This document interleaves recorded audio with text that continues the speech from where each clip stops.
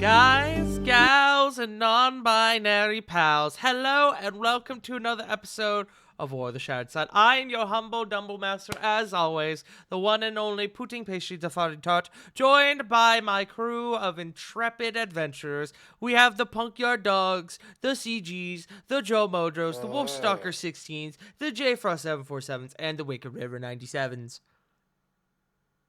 How are we doing tonight, gamers?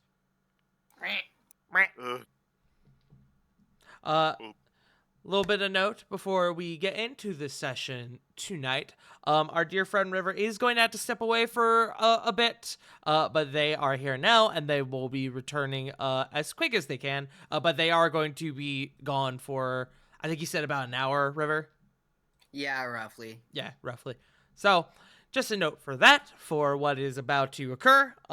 We have made arrangements, and we will, we will continue. If I can go ahead and get everyone to roll the test rolls. Wheel.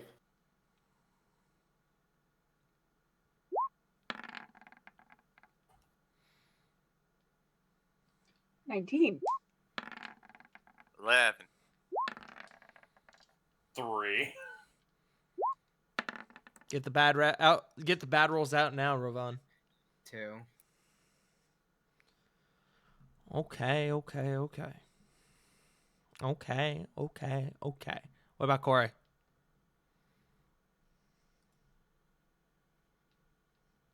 Did Punk leave? I'm gonna strangle them if they left. They're muted in the Discord, so I think something might have popped out. I'm strangling them. I'm shaking them. I'm shaking them vigorously. Look, I shake them. I love Rat Shake. But anyways, they'll just have to roll it when they get back, I guess. Oh. But let me go ahead and find some music.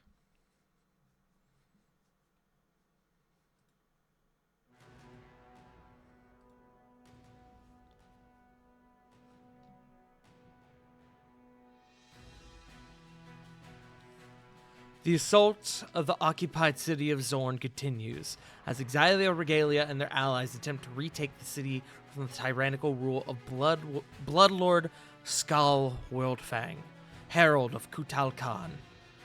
The plan was for Exilia Regalia to break off and rescue King Cedric Aragon from confinement within Zorn Coliseum. However, a trap had been laid.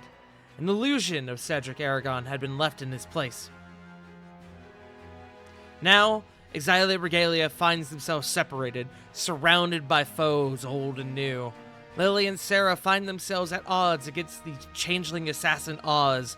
Meanwhile, Corey, Flit, Diana, Corvin, and Ravan now square off against Orzag the Minotaur Ogre hybrid, who now possesses a powerful new weapon, Ogon the Great Cerberus, and Aegis Sionis, Ravan's father. The War of the Shattered Sun continues.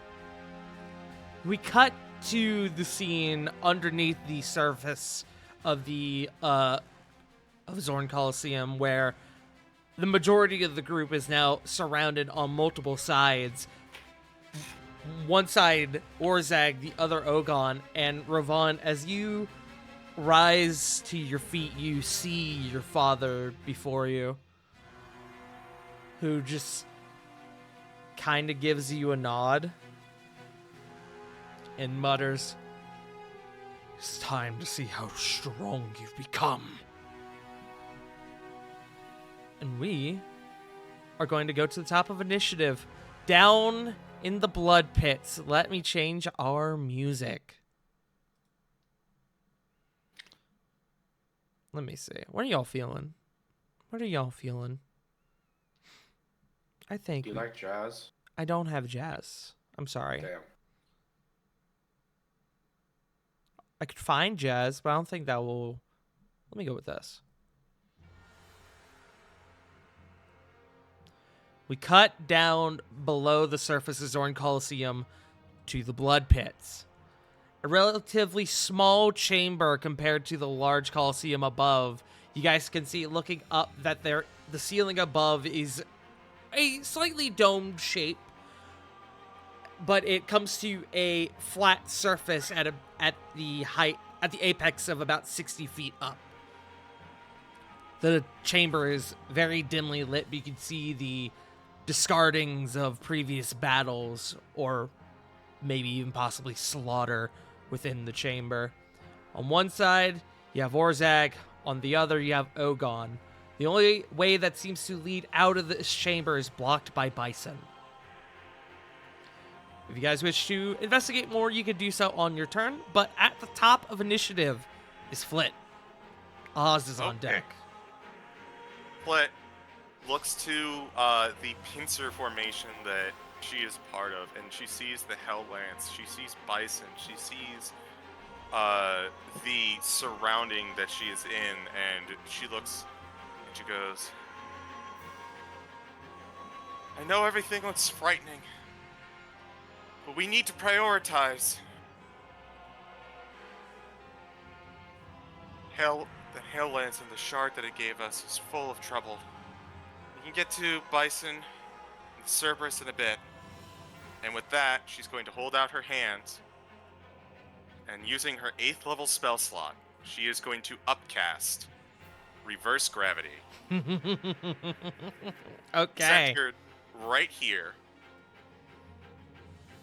Okay. Alrighty. I will draw a circle.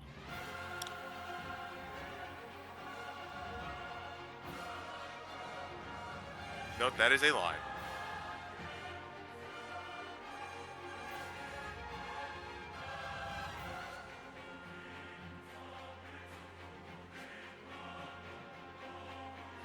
A circle. Circle. That's about close enough. About like that? Yeah, just about.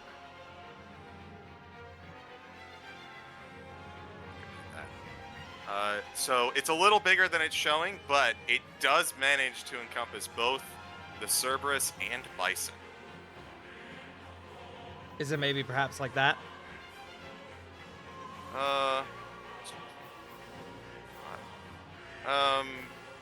A little bit bigger, but yeah. Oh wait, it's 50-foot radius.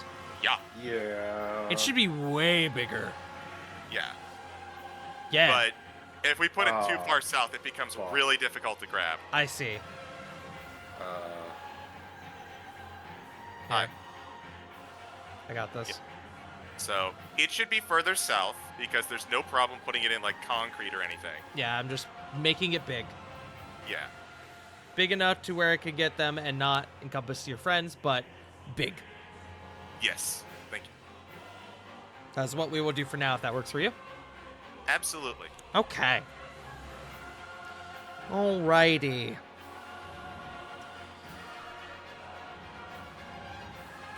Let me see. All creatures and objects that aren't somehow anchored to the ground in the area fall upward and reach the top of the area when you cast the spell. Really, that occurs when you cast the spell. That's interesting. Okay. So, they can make dex saves.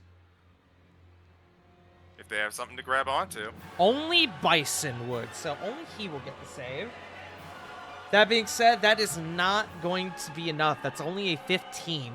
As he and the Cerberus, they don't hit the apex of the ceiling as it is domed, but they do go about 30 feet up and sort of hit like the rim of this dome.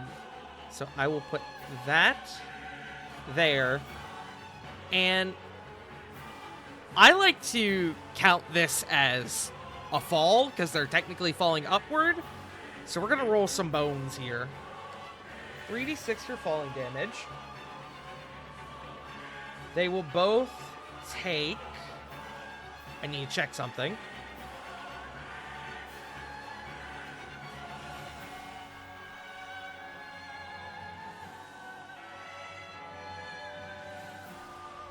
Great.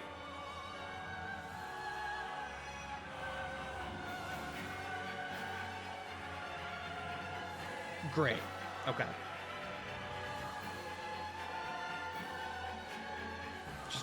Just doing some things on my end.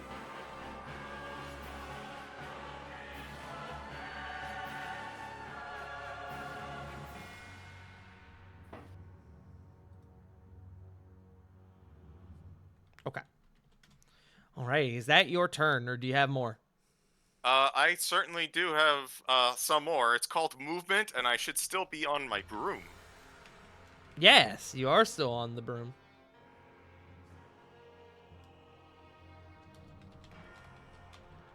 She's going to separate out and head off in this direction. And that will be Flit's turn. Okay. At the end of Flit's turn, the Cerberus is going to look around, very confused as it is not used to flying. We are going to go to Oz. As we jump to our other map, above ground, the Colosseum above. You guys who were left above can see that the pedestal mentioned in the last session has sort of has come back together. It's been reformed, but now the form that was Cedric is no longer there. Or what you now know to be an illusion to look like Cedric. But it is Oz's turn, who looks to you, Lily. I was going to forego the usual tricks and gimmicks. See, as I'm now outnumbered, seems you have forced my hand. As he pulls out what appears to be this rather wicked-looking stiletto dagger. And he is going to rush Lily.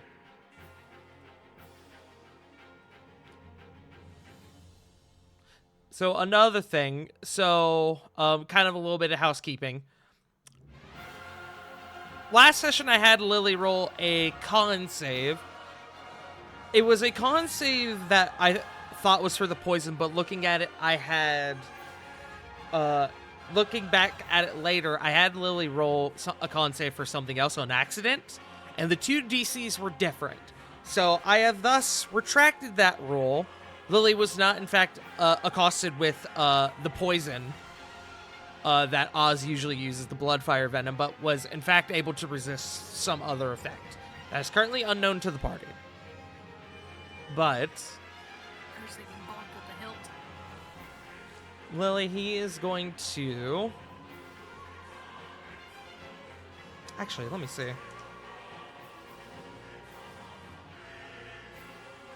Yeah. He's going to start by using his bonus action, and he is going to disappear.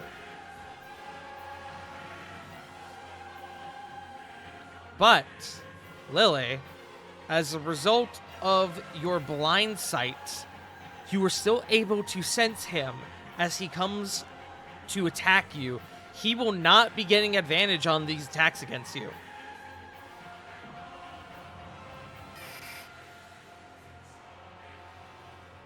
So, first is a dirty 20, that does not hit. Second is a 34. Third is a 29.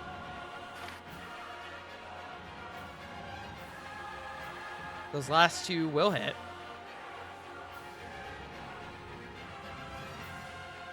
Lily is going to take,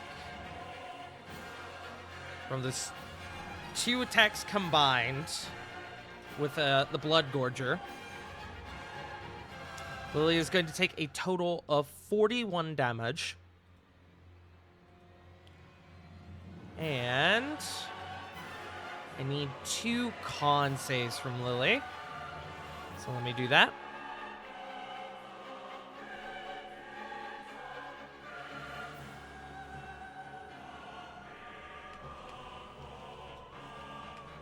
After I do some math really quick.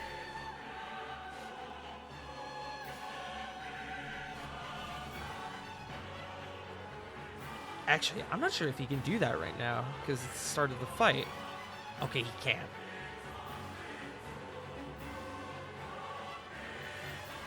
So con saves from Lily. 1, 2. Okay. Lily fails both saves. Is going to take some additional damage, but the second effect doesn't really take hold, and I'll explain that in a moment. So an additional 8 and 11 respectively. Jesus. So an additional 19. As he moves to strike Lily, and Lily, sensing his presence, throws up her sword, is able to parry the first strike, but he somehow, like, flows through with the momentum and comes around and delivers 2 more stabs to the abdomen. And as this stiletto dagger punctures in these very small wounds, the blood that courses throughout Lily's system gets drawn out as he pulls back, seeping into the blade itself. That, though, is going to be Oz's turn. Actually, no, he is going to move away. Lily will get an op attack, though, so we'll do that here. Hold on, I just realized I gotta put this back, because I just realized y'all can still see him. Bingus. Now I had to pick a different fucking location. Perfect. Lily will get an op attack with a whole... Where is Dandelion? Where is Dandelion? Am I blind? Oh, there it is. A Shasha. Oh, so close to that 20. I know, that would have been really cool. Unfortunately, 16 doesn't hit as the swing goes just a little wide as Lily is still reeling from the multiple strikes to them. But, Lily, interestingly enough, you don't feel any poison or venom course through your system like you would expect. But that is going to be Oz's turn. Up next is Kore. Sarah is on deck. Let me move back to the other map.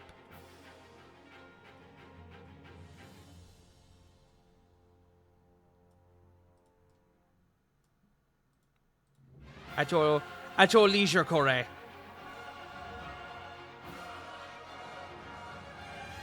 I would like to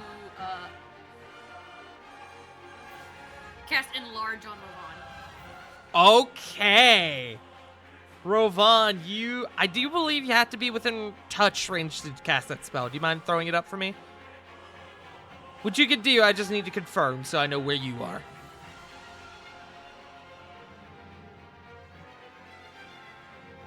No, range 30 feet. Perfect. Rovan, you are now a large and in charge boy. Yeah! As Rovan swells to easily at least 3 times his normal size.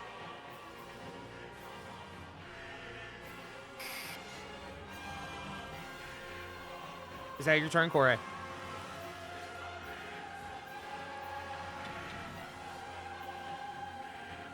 Oh, I'm trying to see. We have low level points, but you know what? This is war. I guess I'll spend a key point to Astral Arms. Okay, as a Ash. bonus action. Oops. Sorry, I'm ever so slightly adjusting the music. Okay, Astral Arms.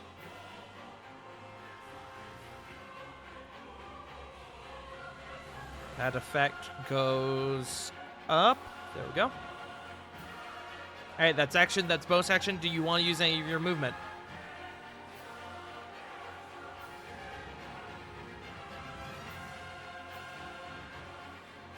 Okay, great. I have a question. Another wall attack, sorry.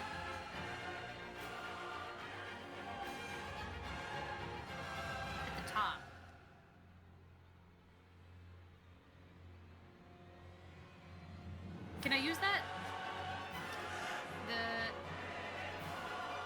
The deck save at the top, Yes. you would have to be, a creature would have to be within range within 10 feet when you activate that ability. Okay. All right. And That's fair. unfortunately, even if you were that close to the Cerberus is up in the air now. Yeah, he's flying. He That's do, okay. he do That's be fair. flying. Okay. Back up. In the Colosseum, we move to Sarah. Sarah, you are not entirely sure at present where Oz is gone. I will point out, Sarah does also have blind fighting. He is not within your range. Right. So, I'm thinking the best she can do for right now... Oh shit. Is Ivory jammed? It would not be jammed at this stage. Okay.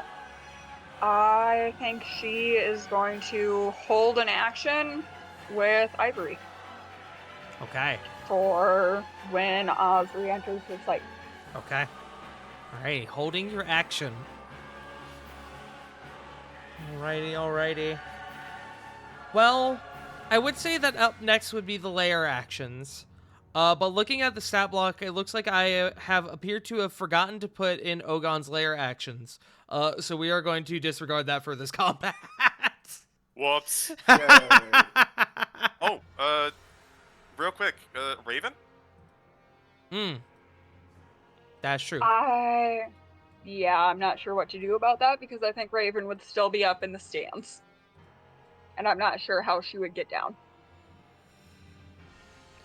I do still need to put Raven in on the map. Raven? There she goes. There we go.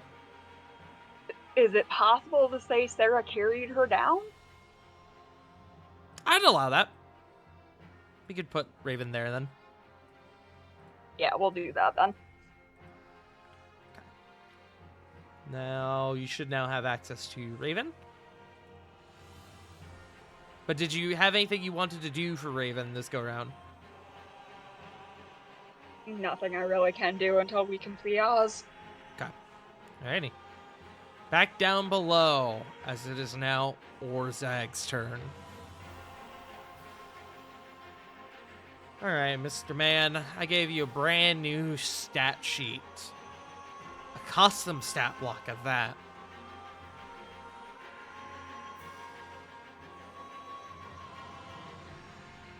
Okay. I need to draw something here.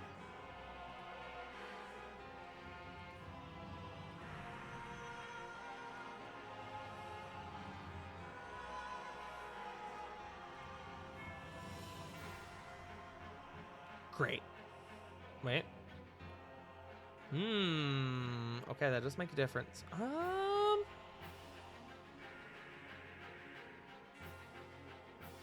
He'd likely center it on the biggest target.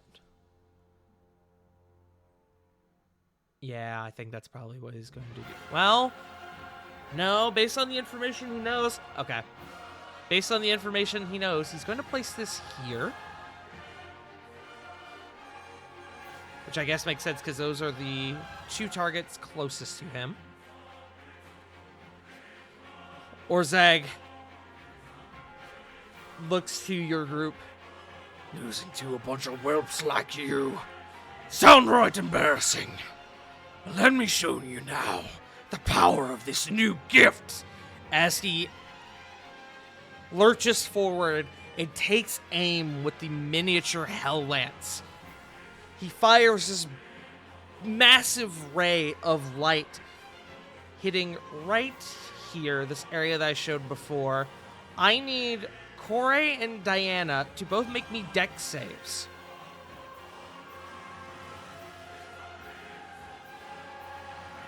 I cry. I can't use deflect missiles. I'm sorry. It's okay. I cry for Diana. She is cleric. Okay, Diana fails. 15? That is also a failure. As it hits the point in between the two of you, and there is a large explosion of fire. You both are going to take 51 fire damage. Ow.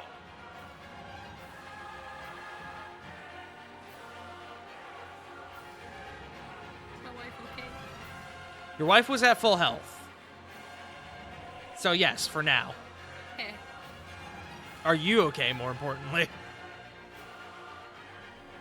I am almost at half again. Great. Because I have more bad news. That's okay. I As figured. as you two were caught within the blast, I need you both to make me DC. I'm not gonna tell you the DC, but I need you to make me charisma saving throws. Yep. 19? 19. Okay. Diana. I don't know why that was with advantage. 16. Corey, you will pass. Diana will fail. My wife! As Diana is now under the influence of the Shard of Decimation in Orgzag's possession.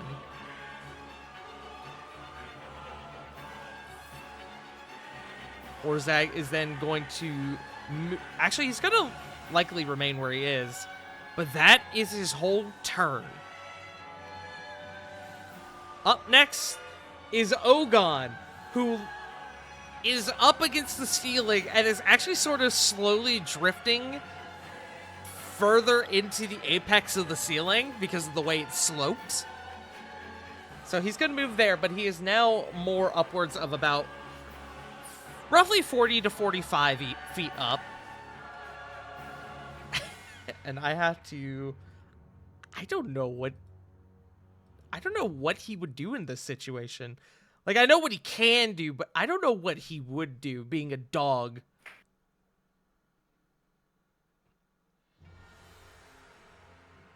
Okay.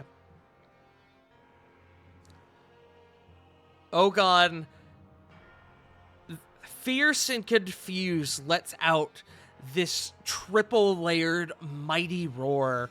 Lily and Sarah above ground will hear this roar. And I would say everyone needs to make me wisdom saves. But y'all are under the effect of Hero's Feast. Y'all can't be frightened.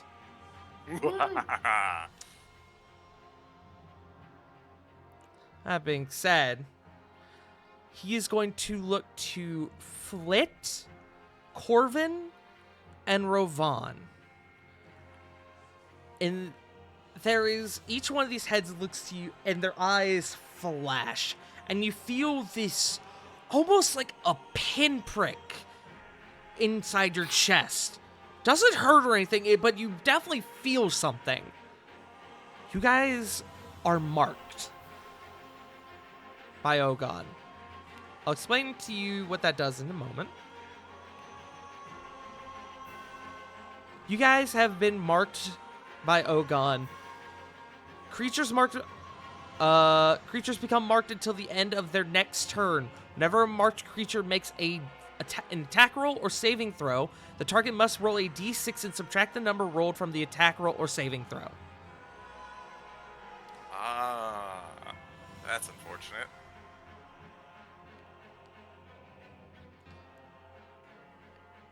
Could you repeat that just one more time? I'm making a note of this. Yes. So until the end of your next turn, if you were to make an attack roll or saving throw, you must roll a d6 along as well and subtract the total of the d6 to that attack roll or saving throw. Gotcha. That being said, though, that's Ogon's turn. Up next is Lily. Back up top. Unfortunately, Oz is outside of Lily's blind sight. So Lily is going to dump their 25... They're going to dump 24 of their 25 lay-on hands into themselves.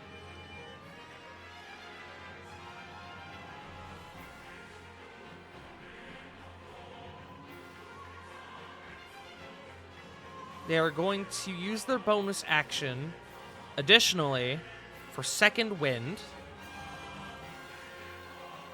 So a D10.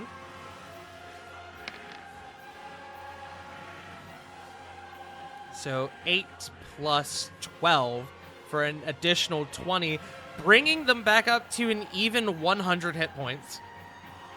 Nice. And they are going to do an admittedly kind of a smart thing. They're going to take...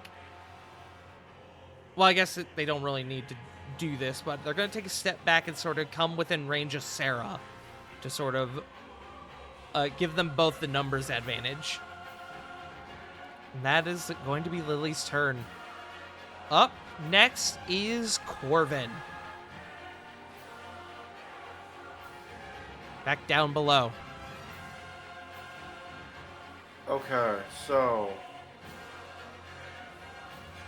do I notice anything up with Diana? Like, do I notice the charm effects, or would I be too out of the way?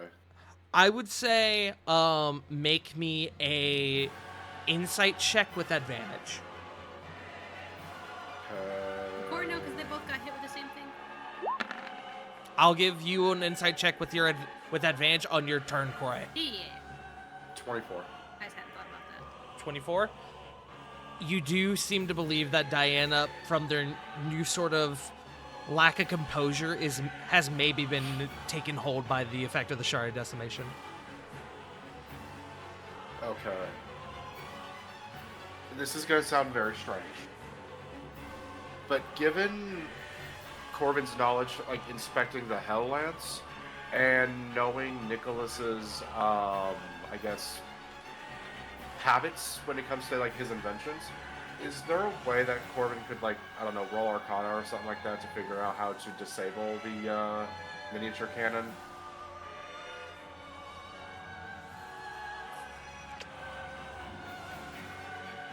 Sure, make me an Arcana check. Oops, that was not supposed to be with advantage. I'm so sorry. That's okay. It's a 24 still. 24. Well, you know, based on what you saw before, that damage does seem to have an effect on it. You could always break it, but you're not sure what, given that its power source is inside of it, or at least that's what you figure, you're not sure what doing specific spells on the cannon itself will necessarily do. But again, you do Okay. know that damage at least works. It can be broken. Might have to blindly guess where the shard is. If you wanted to, I would let you, if you get within 10 feet of Orzag, I would let you make an investigation check to see if you can determine the location of the shard. Yeah. So that would be... This being your third check, though, that check would take your action. Maybe next turn, then. Okay. For right now, gonna use my free cast of Dispel Magic on Diana. Okay. So, the bip. Yep. Now, I believe the free cast is at 3rd level initially, right? Yeah. Yes. So I will need the DC check, the charisma check. Here we go. 14. Unfortunately, that is just short. Huh. Figured it'd be lower since she literally just got it. Okay. Alright, so bonus action. Heal.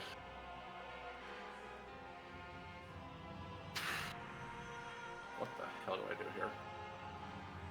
Gonna look at going to look at Orzag and say, lost to a bunch of whelps, and yet you had to get a new toy to fight us again.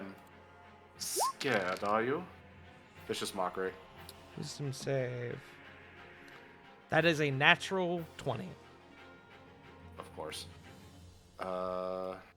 Going to 5, 10. So 5, 10, 15, 20. Gonna look 20. I'm just gonna go around here. And he's going to maneuver around towards the rocks here in a very as if he is trying to garner Orzag's attention. Okay. Alrighty, if that is your turn, up next is Diana. Bison is on deck, or Aegeus, whichever you prefer to call him. Diana, under the effect of the Shard of Decimation, is going to move towards Orzag. And then, do you have the spell? You do. She is going to cast a spell magic at 3rd level, so she will have to roll for this, on the reverse gravity. Fucking. So, wisdom check. Roll this on the table. Whoa! Whoa, okay. I will allow that. Ignore the advantage. 3. The 3 brings it down to 18, which I believe was the DC. I'm sorry, Corey. It was a valiant effort. But the Dispel magic does go down. There is good news, though. As Bison and Ogon plummet to the floor. Hit again? That's one of the beautiful things about reverse gravity. You take damage both ways. Good shit. So, let me roll some of these. Oh, wow, that's... Okay. You're fucking joking. That's comedic. I just rolled on 4d6. I rolled 4 5s. Nice.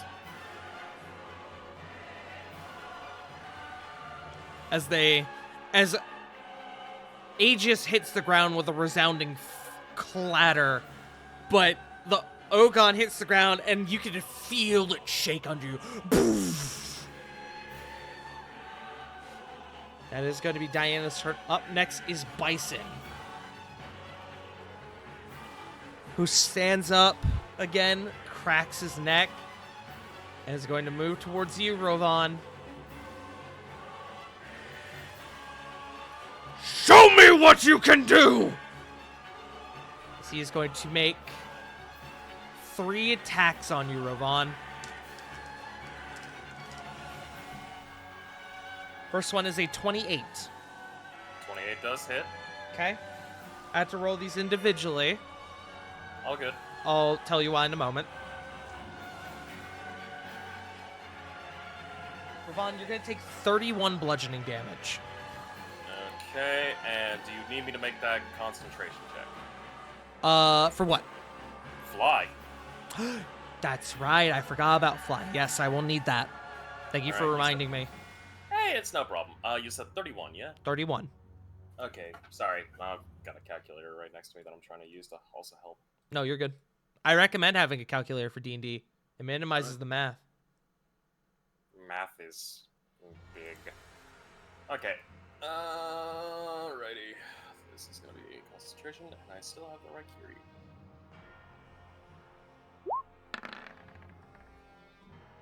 That is a 15. 15. I think that fails, actually. No, because it's rounded down. It would meet.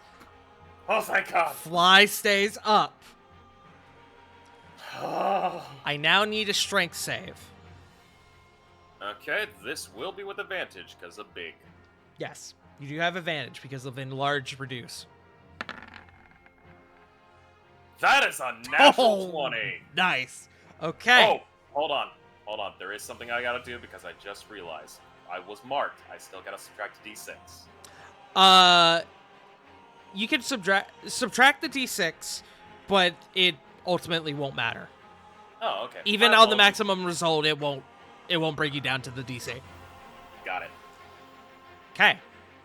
As you're hit with this massive swinging hammer, you feel the force of a whirlwind course through your body as it clatters against you.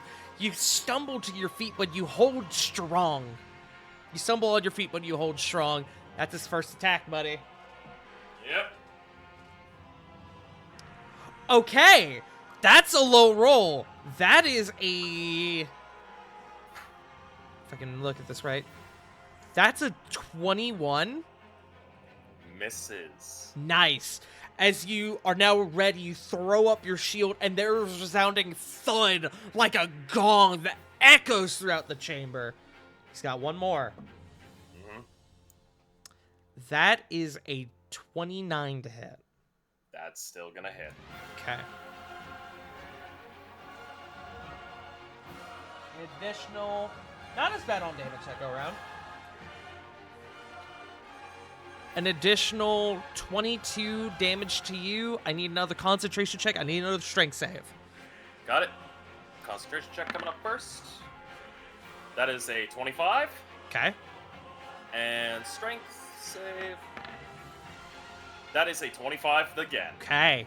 Again, you feel this power course through you, almost trying to take you off your feet, but you hold firm. You stand strong. Come on, son. What do you have? That's going to be Bison's turn. Up next is Rovan. Kind of taking some... Oh, Rovan, at the start of your turn, I immediately need a wisdom save. Oh boy. That's gonna be a normal. 19. There are flashes of the memories of your father that course throughout your mind. You remember his lack of being there when you were growing up. You remember the lack of parenthood. But you do know that you have other priorities. You are not charmed, quote unquote. You are not influenced to attack Bison. You can act however you see fit. Taking some deep breaths, he goes, I've got height advantage. Action. Disengage. Okay. Movement. Flying all the way up. How much is your fly speed? 70 feet. Because Great. More of alacrity. Well, for the sake of hitting the ceiling, you'll have to be about there to Yeah, hit the apex of the ceiling. Yeah. As that's you fine. reach the apex, you do see what appear to be a set of large metal doors. You do remember these opening up downward. You might be able to pry them open with your immense strength, but that would require your action. Which has already been expended. Unfortunately, yes. That is fine. I just wanted to get a little bit of distance. Mm-hmm. Let's see. Bonus action.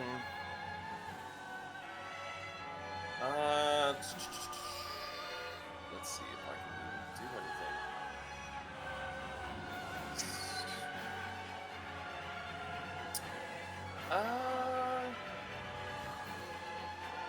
Unfortunately, there is nothing I can do at this current moment in time. Therefore, I will end turn. Okay. Corey. As at the end of Rovan's turn, Ogon Yeah. is going to kind of gang back up to his feet. He's going to make a legendary action on you. Oh, great. He's going to make a bite attack. As one of the large heads descends upon you, that's a 28 to hit. Yes. You're going to take... Well, not terrible damage on that. You're going to take 13 piercing and 9 fire. So, 22 total. I don't believe you're concentrating on anything. Large reduce. That's right. I will need that. 13. You're fine. You pass. I'm gonna start putting tokens up for people who are concentrating on stuff. But that is going to be that. We're back up at the top, which is Flit. So, seeing that Diana is clearly underneath something, and Flit is going to go, just going to shout out, "Can someone get Diana?" And she is going to move to... You know what?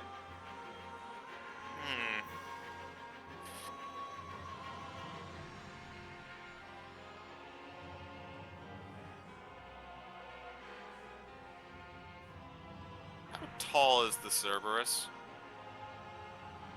It is a 4x4, a gargantuan-sized creature from... It's hard because he's dog-shaped. From the top of his head to the floor...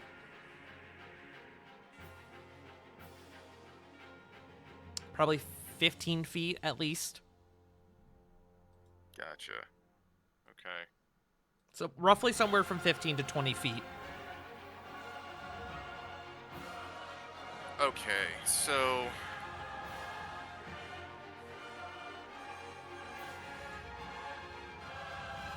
I'd actually say probably closer to 20. Sorry, I'm just trying to be as accurate as possible.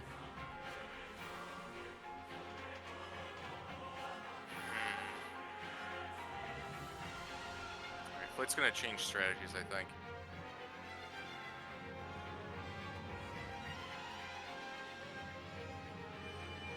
I gotta map this out. No, I can't do that. Fuck. Okay, you know what? I'm gonna go with what the initial plan was for the Cerberus, and Flit is going to pull out the flask, and I'm gonna point it at the Cerberus, and just say, "Heal!" Okay. Using the flask on the Cerberus. Go ahead and inform me, what save am I making for the Cerberus? I am looking it up now.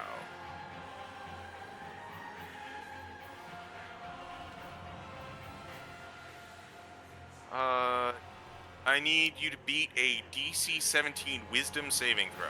Wisdom. That is a 16.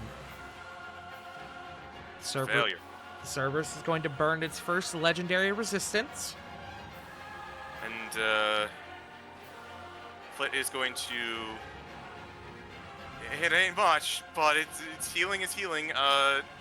She's gonna cast a healing word on Korai, who is really in the thick of it right now. Mm-hmm. So 10 healing for Korai, and she is going to. Actually, let me double check. Yeah, 60 feet.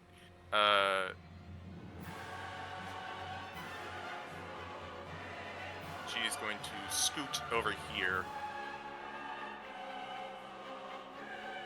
And then that's it for. That is it for Flit. I just remembered I need to roll something. For Diana, specifically. Give me just a moment. Ain't no way. Huh? What? I'm going to just take a picture of this for posterity, and I'm going to hold that when it gets back to her turn. Okay. I am curious, excited, and also confused. Huh? Okay. Posterity. Great. Okay.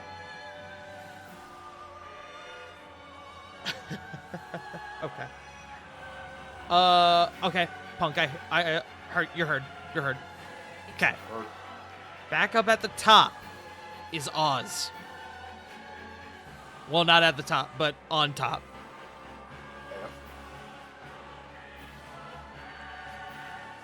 Oz is going to move in on Lily again.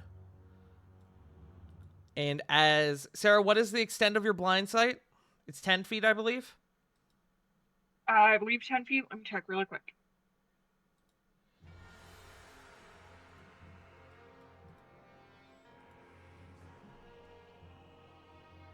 Yes, 10 feet. Okay. As you see a small puff of sand rise up from the ground, you detect that Oz is within 10 feet. Go ahead and take your attack with Ivory. It would be a straight attack.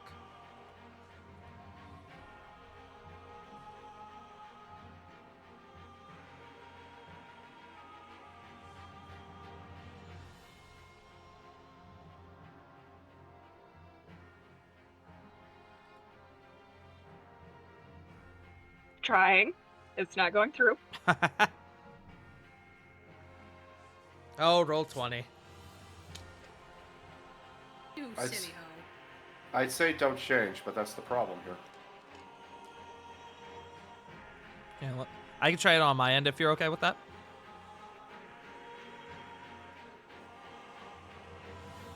Yeah, go ahead, because I've tried 3 times now.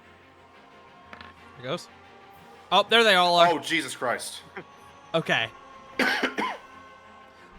We'll carry your first roll, which is the 19, which will hit. Roll your damage. Roll your sneak attack. As he is within 5 feet of Raven.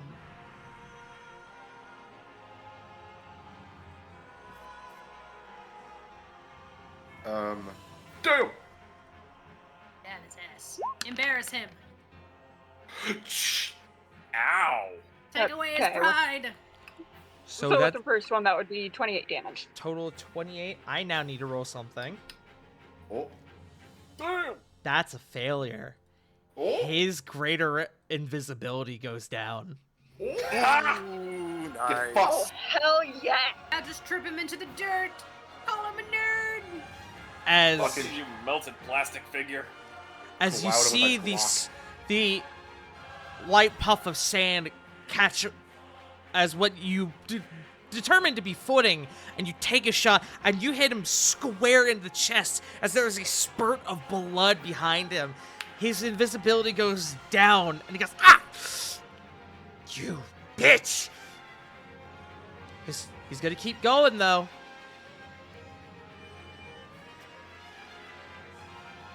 Let's see. His movement will be stopped as he gets hit with that. Will he keep pushing is the question. I know what he's gonna do.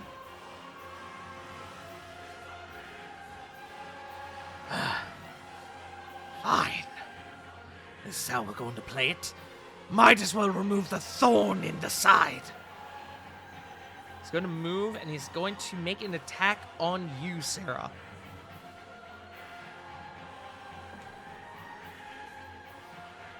That is a 21 to hit. That'll hit. Uncanny dodge. Uncanny dodge, okay.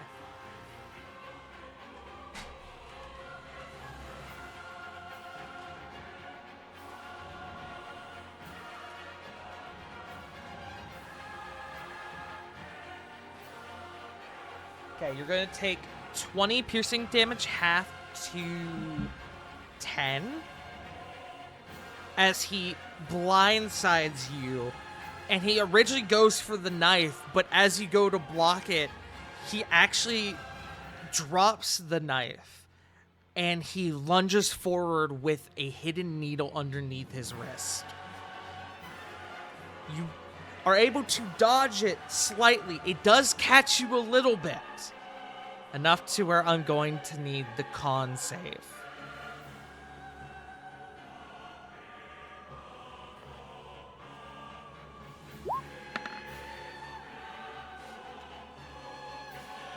Nat 20, 24. It catches you, but you kind of stagger back as you've been struck, and you sort of hover in your spot for a moment. You feel the bloodfire venom seep into your system, but as you pass the save, you do not at present take a point of exhaustion. But Oz is relentless, and as you stumble back, He catches the dagger with his other hand and lunges forward to strike you. Ooh! That's a natural one! Yes. Okay.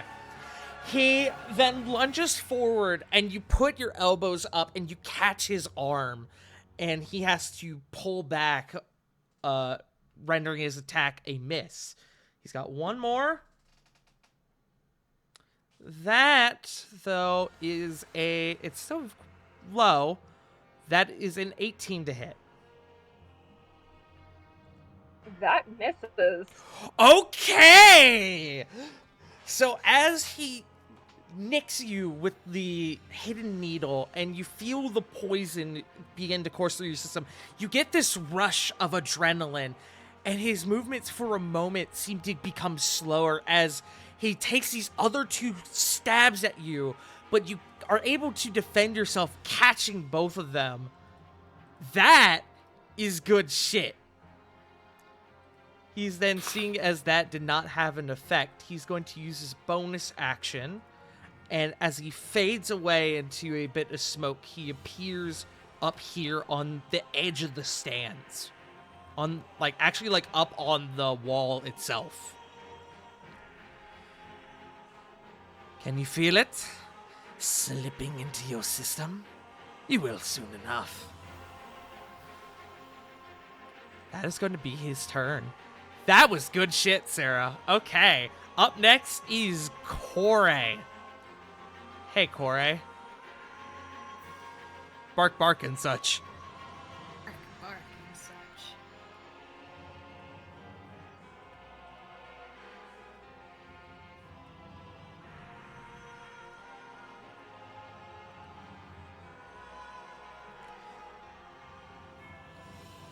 You have the Cerberus in front of you. You also know that Diana is currently under the effect of something.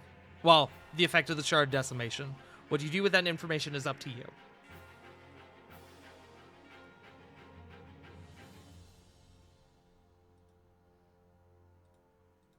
Someone dispel that shard!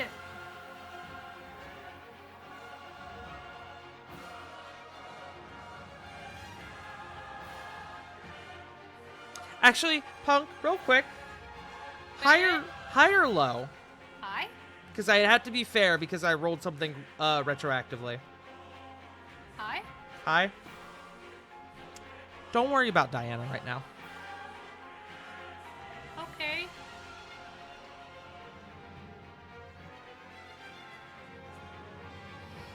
Alright, dog. Tidal wave! Tidal wave! I have a question. I have an answer. We won't get rebound damage from the wall, will he? Well, we have to see if he saves first. Slip dog. Dex save. Where's your sheet, old buddy, old Oh pal? yeah, it's a new turn. Whoa. You can woe if you want. Go ahead and roll your woe for me. 6. That turns his 21 into a 15. He fails. Throne doggy. So go ahead and roll me 4d8. 16. 16. Bludgeoning. Bludgeoning. I don't think he's pushed back. I think he's just knocked prone. Douse the hellhound. Yeah.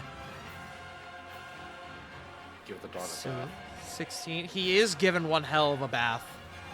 She just goes, no! She gives like a very pointed finger. As Corey pulls out the world's biggest spray bottle and begins to douse this dog. It is battered and it clatters to the floor. It is now prone.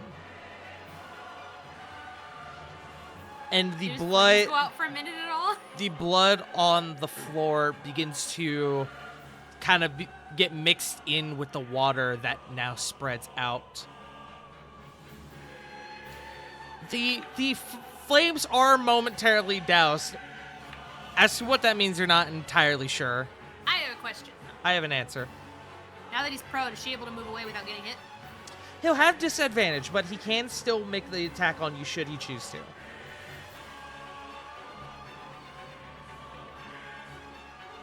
I will let you decide. She's gonna try and go. You're gonna try and go.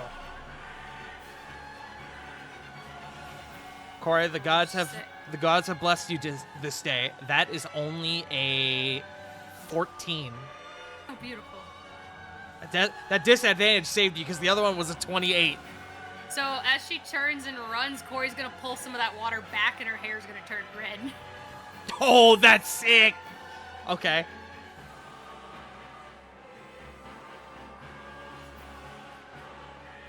She's gonna start walking towards them. Okay. Okay. Okay, okay, okay. Okay. Okay. Okay, okay, okay. Alrighty. With that, up next is Sarah. Sarah, you can see Oz. He is currently outside of melee range, as he is about 15 feet up, I believe was what I ruled last time. But you can, in fact, see him, as he is now standing there, the dagger in one hand and his other hand behind his back. I need a con save from you, though.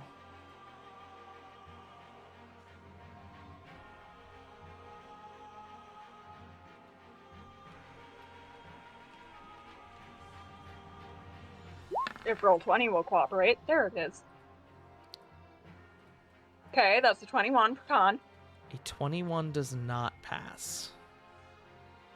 As you begin to feel the effects of the hellfire venom as it fights, courses throughout your body. You're going to take your first point of exhaustion. But proceed with the rest of your turn as normal. Okay. She's already got Ivory out, so we're just gonna do 2 shots with Ivory. Okay. Those attacks will be normal, as you have not reached that stage of exhaustion yet. Smile.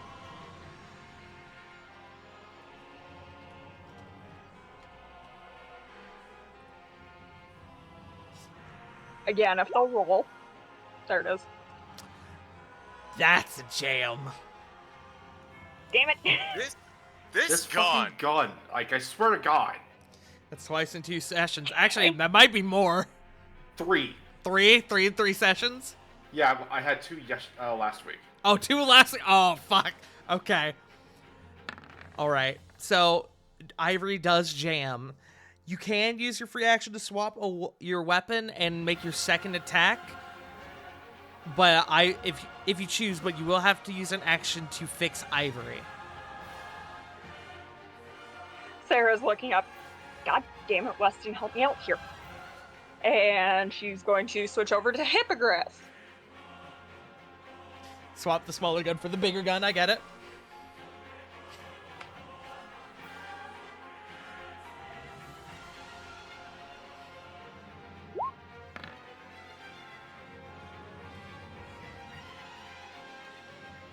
And that's not doing it. That's a 16. Unfortunately, Oz sees you pull out the other gun and is able to prepare himself well enough to when you take that shot, he is able to avoid it. Unfortunately, that will not hit. Is that your turn? I believe that's all I can do because there's no way Raven can reach him. Okay. Then we move to our next turn, which is Orzag, who sees Diana and goes, Might as well eliminate the easy prey first. he's going to make... Well, I guess I need to see if he gets his thing back. Probably not. Yeah, I figured not. The Hell Lance does not recharge, but he is going to make several unarmed attacks against Diana. He is going to get an advantage because she is literally not resisting. Actually, he's going to substitute the 3 unarmed attacks for 1 headbutt and 1 unarmed strike. Ugh. So, we'll do the headbutt first. Wow. Okay, well, thankfully he met her AC. But my man just rolled like shit with advantage.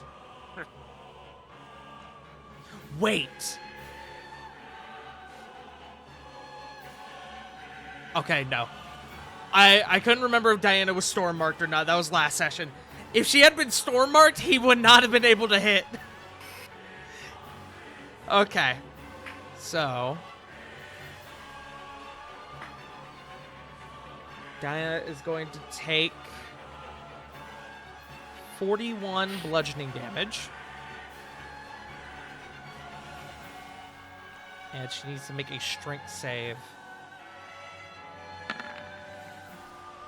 As a failure, she's not prone. Which doesn't really matter for the sake of this, as he has advantage anyway. But then he's going to make one more attack on her. That is going to hit, as he then picks Diana up off the ground. This is more of a flavor thing. She's not really like grappled or anything. But picks her up off of the ground and begins to choke her. As Diana is going to take another 28 damage. She is still up, but she is looking significantly worse.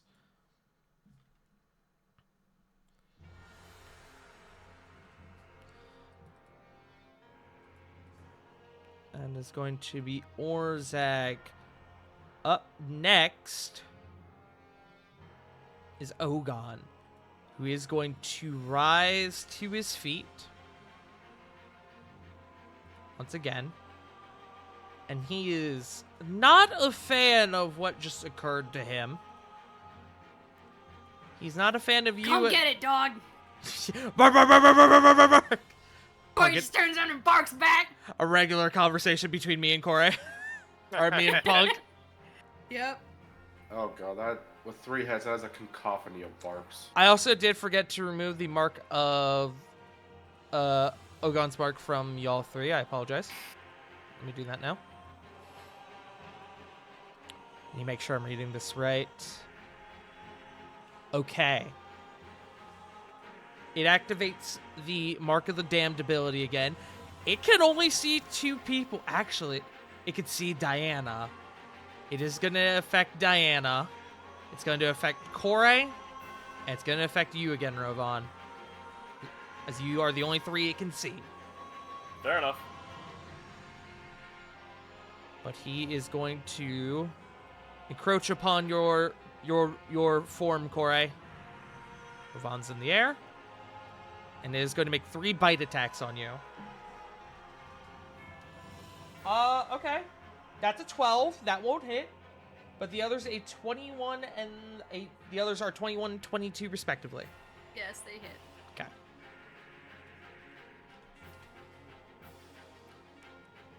That is going to be 32 total to you, Corey. As the hound begins to bite and tear into you with these massive jaws. You're avoiding to the best of your ability. But it is 3 heads all coming at you at one time. Yeah. That is going to be his turn.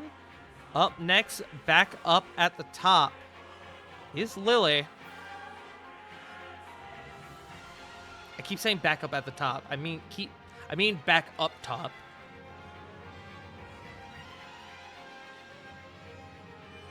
Lily.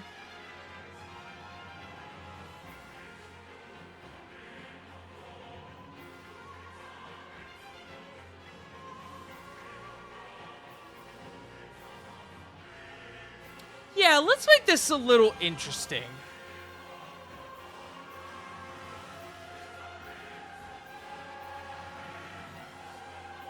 As Lily is going to... Lily has already done that. They can't do that. That's unfortunate. Is that... Hold on, I now need to double check I'm reading this right.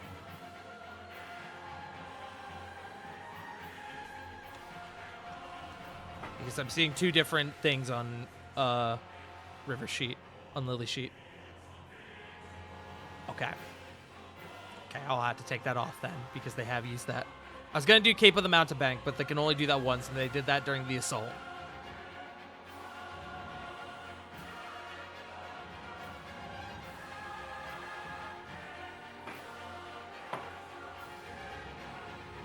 Lily is going to use their bonus action for Shield of Faith.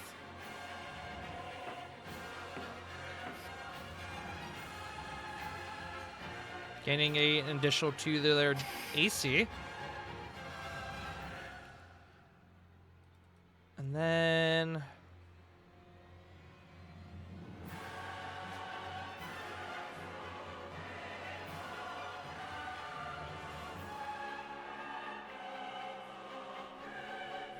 Yeah, they have to do that. Okay.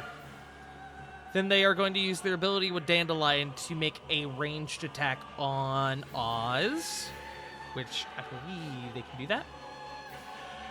That's 35. They'll have to be a little closer.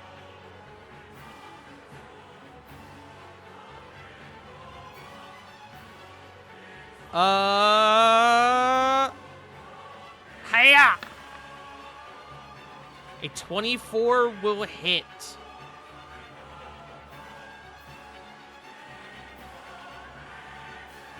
For a nice spicy 11 radiant damage. As Oz is caught in the center of the chest by this bolt of light that Lily sends his way. He staggers momentarily, but then returns back to form. That is going to be Lily. Up next is Corvin, is what I would say, except there's a dog with legendary actions. The Cerberus, Ogon, is going to use 2 of his legendary actions. And he is going to begin to maul Kore. Kore, you are, at this moment, you are considered grappled and prone, as you are buried underneath Ogon's ravenous force, as these heads all begin to just start biting into you. You don't take any damage at this moment, but you are subjected to those 2 conditions. See.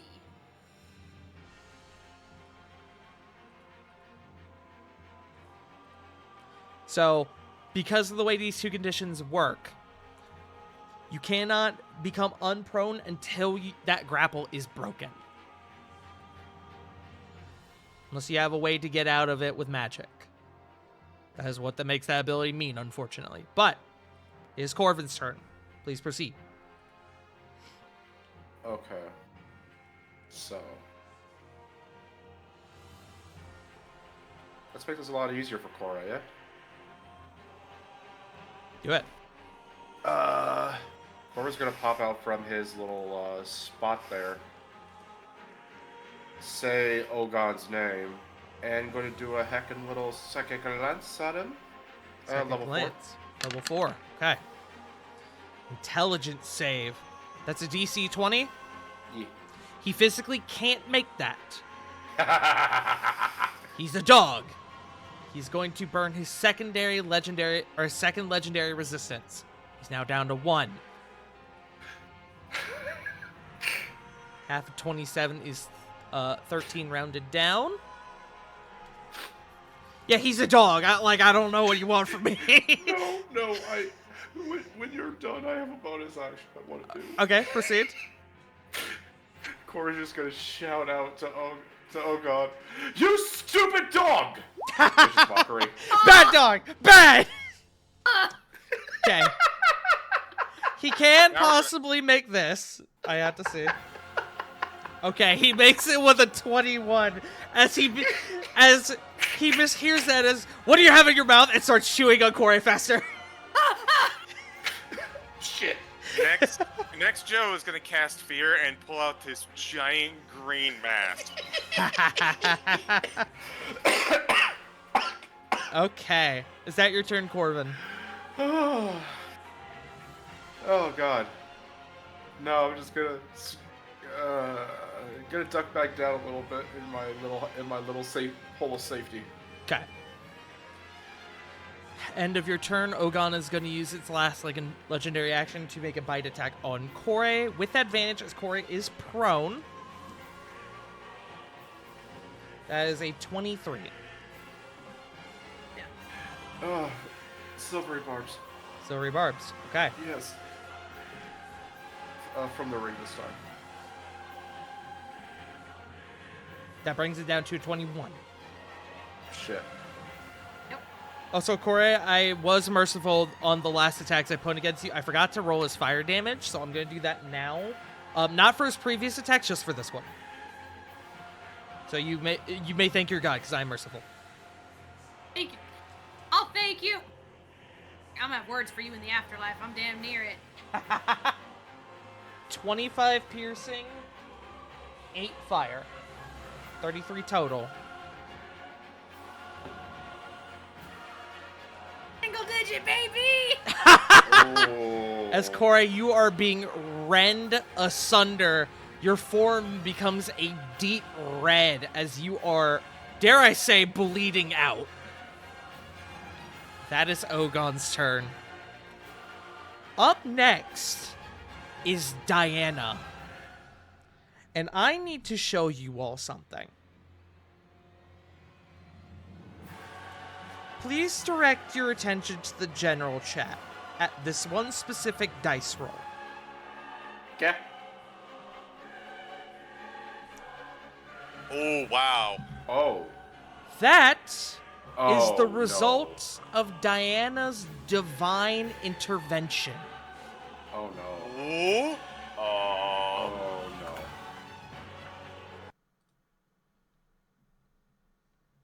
Give me a moment. Please let this be good. Please don't let this fuck us in the butt.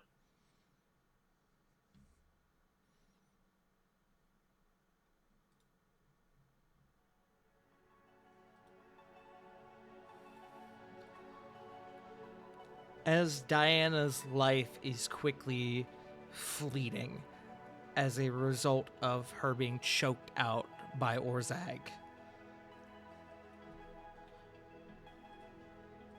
there is a moment, a pause where for her time seems to slow down. A scene plays out in her mind, one that is unknown to the rest of you.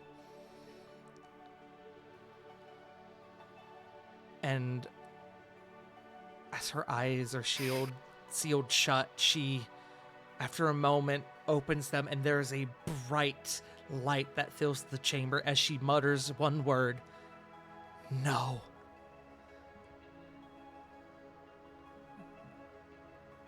This light fills the chamber, almost blinding everyone within it, and Orzag reels back, letting go of her. But she remains in place as a series of angelic, bright wings of light emanate behind her. Her eyes still glow. Diana has broken the effect of the Shard of Decimation. And she looks to Orzag. You and these shards have become too much of a problem. It's up to me to stop you, as she puts her hand out.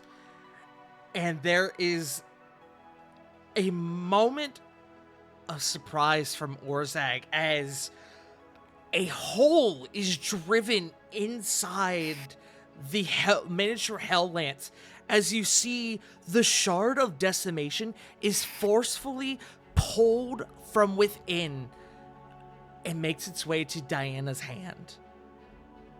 She clasps it tightly. Orzag is taken aback as he now clutches the damaged Hell Lance.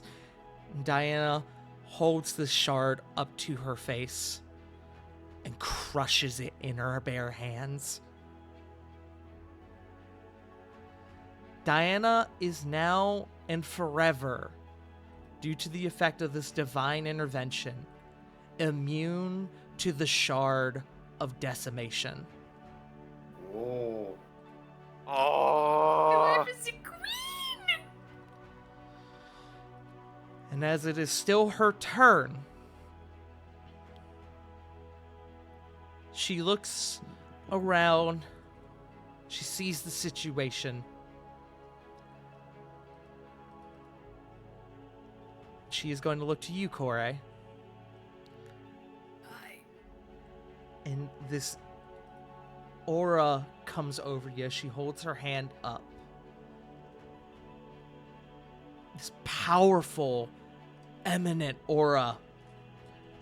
The Cerberus reels back from this now bright light that is entangling you almost. The grapple is broken. You are still prone, but Corey, my friend, you go back to full hit points. Oh. Oh. And as this energy flows from her to you, the wings disperse. Diana hits the ground and she looks around. The light has now fled from her eyes, and that is going to be her turn. Good fucking shit, Diana. Let's fucking go. And that's why she is the Pope. My wife is the best pope around. Let's wrap this up, guys. As we Yes, ma'am. as we are now going to go back to initiative order. So I can now be honest with y'all. Since she unlocked the ability, I have been rolling her divine intervention at every moment that she's had. Just to see if and when she could get it and when I could use it. And I realized that she got it today and I hadn't rolled it. And so I was like, I'm gonna just fucking roll it now. That is a 9 out of what needed to be a 17 or lower. Yeah. As that is one of the hardest abilities in D&D to trigger.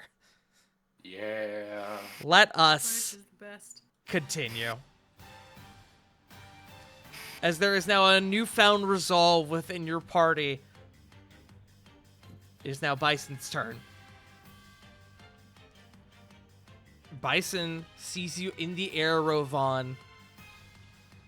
And I need to take a look at stuff.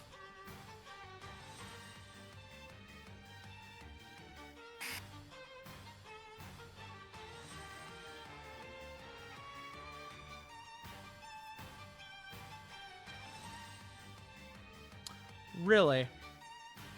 I didn't give him that. That's a little annoying. Okay, that's fine. As he looks up to you, Rovan, he goes, Don't flee now. We are just getting started, son! as he's going to cast Call Lightning on you, as there is a bolt of lightning that shoots out from his hammer. And Rovan, I need you to make me a dex save. If I remember correctly, I don't get Shield Master, do I? Not for this, unfortunately. Alright, dex save. But that's fine, because you have an ability that grants you resistance anyway. This isn't about dealing damage, this is about making a point. And it's 10. Okay. That's going to hit. Oh, wow, Jesus. Okay, well, be glad you get half, because that was 3 8s I just rolled. Ah! So 24 down to 12. And I will need a con save. Excuse me. A con save for fly.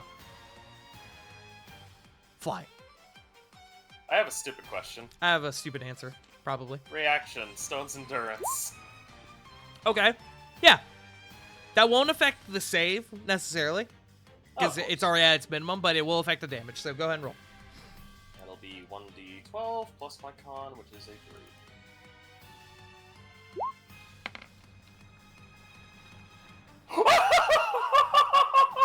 That is No, sell that amazing. shit. You take no damage, which I don't know how that affects the save. Do you just not need to roll the save now? Guess not, because there's no damage!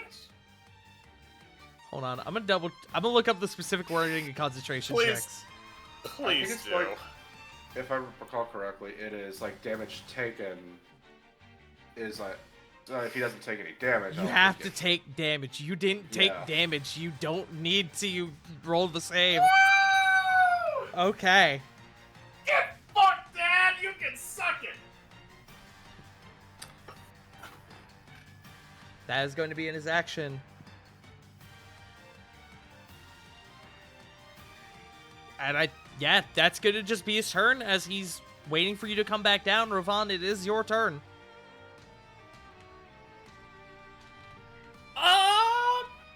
So I have a question. Uh-huh. With how big Orzag is over here, Mm-hmm. He's a category size huge, yeah? Yes. Like, okay, like, how is the dome compared to him? He hasn't quite reached the dome yet, but he's pretty close to the very lowest level of it. But a Would I be reminder able- that this chamber is quite high. Yeah, would I be able to get to him and kind of, like, be able to hit him from, like, say, this side? Yeah, you could. With that? Okay. I just didn't know how high in the air I'd still be. Mhm.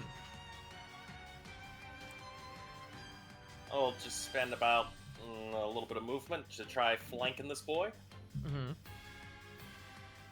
And with that, 2 strikes, and I will be using Divine Smite. Okay. I do So- need one more wisdom save from you. Got it. This'll be a normal. That is a 23. Okay. As you go to strike Orzag, there is a sensation, a pull calling you to direct your wrath to the man who has wronged you so. But you push past it. You have your priorities. Roll your attacks normally. Just normal? Just normal. Okay. Didn't know if Diana would. Diana is not in a flanking position, and unfortunately. Ah, gotcha. My apologies. Okay. Oh, you were saying something? No, I'm that's sorry. it. Okay. 2 strikes with Raikiri, two-handed. Divine Smites are being added on. Go ahead. Okay, two-handed. This is just gonna be normal attack.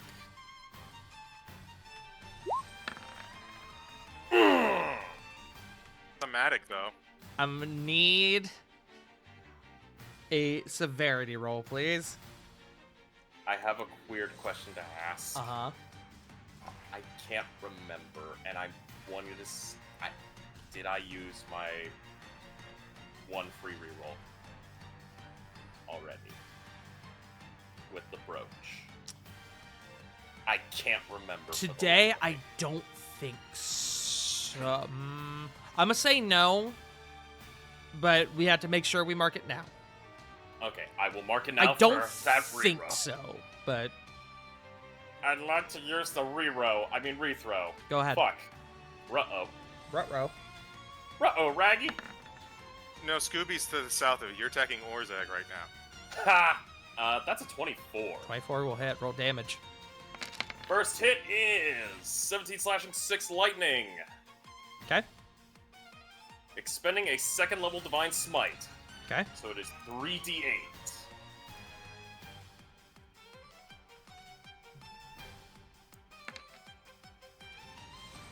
$13 radiant. Okay. I don't know why I would give him resistance to radiant, but let me just make sure I have it for one reason or another. All good. Okay, no, he doesn't. Cool. 2nd strike. 34. Yeah, I'll hit. Roll damage. 15 slashing, 9 lightning. 15 slashing, 9 lightning.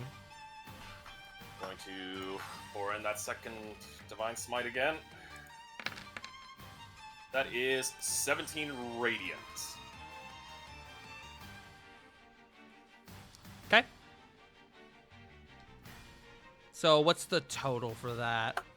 Total is 77 damage. No, for that attack. Not total. Oh. Oh, total is 15 plus 9 plus 15, 41. 41.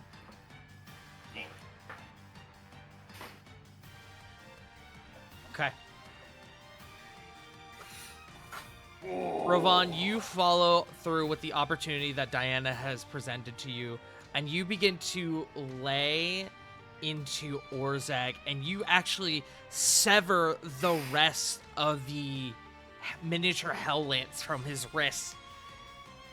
He lets out this pained groan, but it's not very much of a scream that you would receive, say if you were to remove someone's hand. It's Ooh. disproportionate. Ow.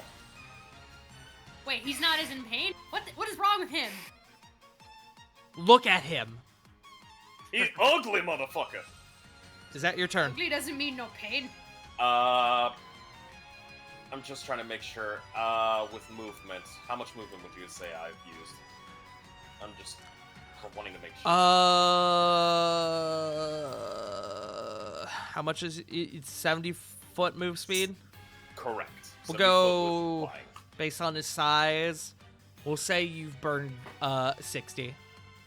Alright, I'm gonna move 10 feet in the air, like heading backwards.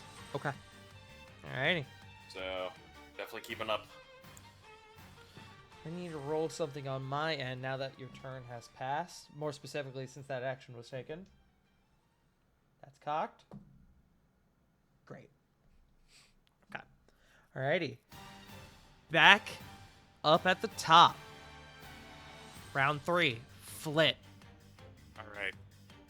So, Flit sees this dog mauling Corey, and she's instead gonna look at him and go, I said stop! And she is going to use a Quicken spell to cast Polymorph on the dog. Okay. Wisdom Can't take it save. anymore. That is a failure. He's going to use his last legendary resistance. And oh boy, did I Quicken spell because I'm pulling out the flash. Yes, sir. Get in the flash, Sinji. Get in the flash. I will say you will have Just to starts come out from whistling. behind the rock a little bit to actually, yeah.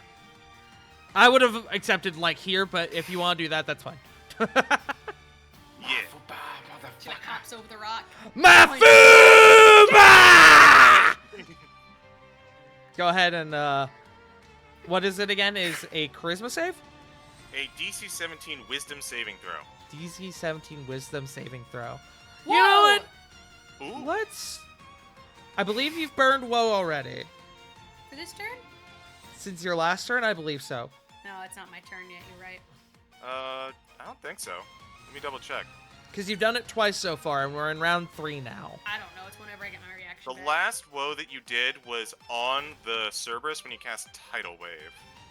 Yes. So you do not have it, unfortunately. That being Travis. said, so we're going to make this interesting. The Cerberus has no wisdom saving proficiency. As a +3 wisdom, it needs a 14 or higher to be able to resist. Let's see what he rolls, shall we? Together, as a family. Family. Ah! Okay. He is able to resist. But he has, aside from his wisdom save, which is just his wisdom stat, he has no guard against this anymore. He's in the danger zone. Do do do do do. I wish And- I had it prepped. Do-do-do-do. Flit is going to move back away. Her job, job almost done. She didn't quite hit the landing, but still, Mm-hmm. that is it for her.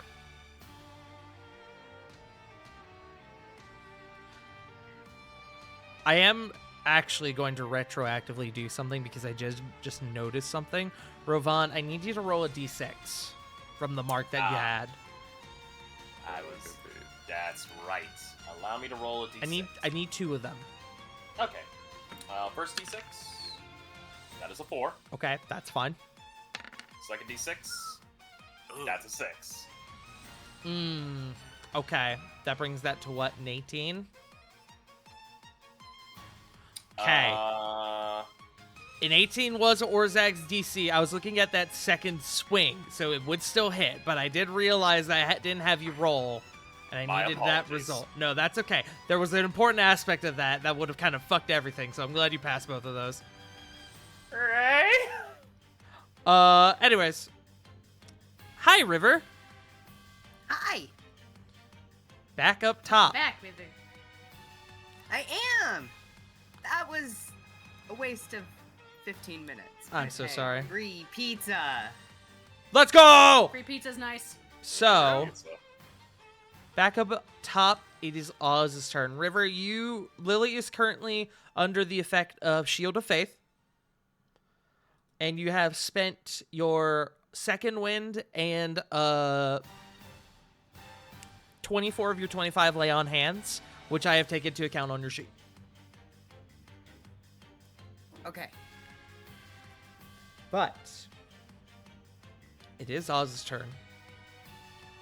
You also would know that Sarah, since you've been gone, has been dealt the effect of the Bloodfire Venom and currently has 1 point of exhaustion. But Oz looks to you with his dagger out to his side. Soon your pesky friend will no longer be able to step between what should be a glorious, glorious duo. A duel, if you will.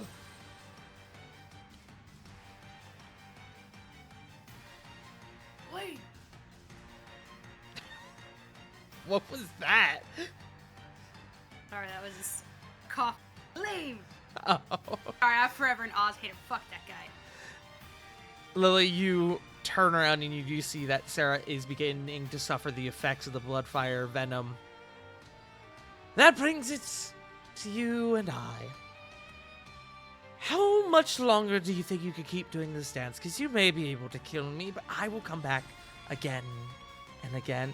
I technically don't need to do anything. I can just outlive you, but that won't be as sweet as watching the life be drained from your eyes! As he is going to swiftly move upon you and is going to make 3 strikes on you, Lily.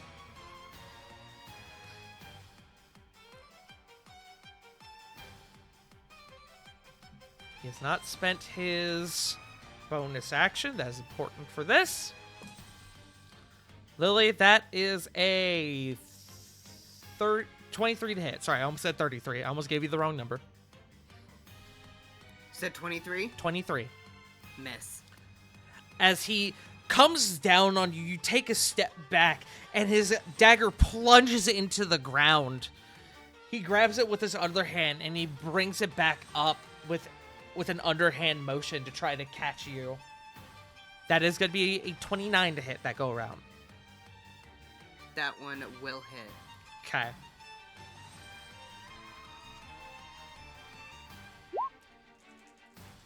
Fade away. I like the parry. Oh, parry. Sorry.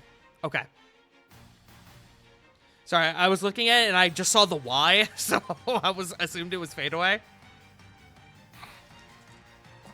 Okay. So we'll do it for this. That is 19 piercing damage. And I need several things. One, I need your parry, so go ahead and do that.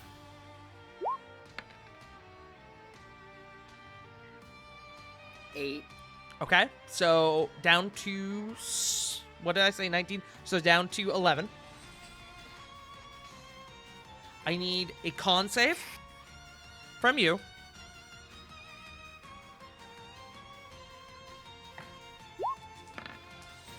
23. Okay, you pass. You're going to take half. You're going to take an additional 3 necrotic damage. And I need a concentration check for Shield of Faith.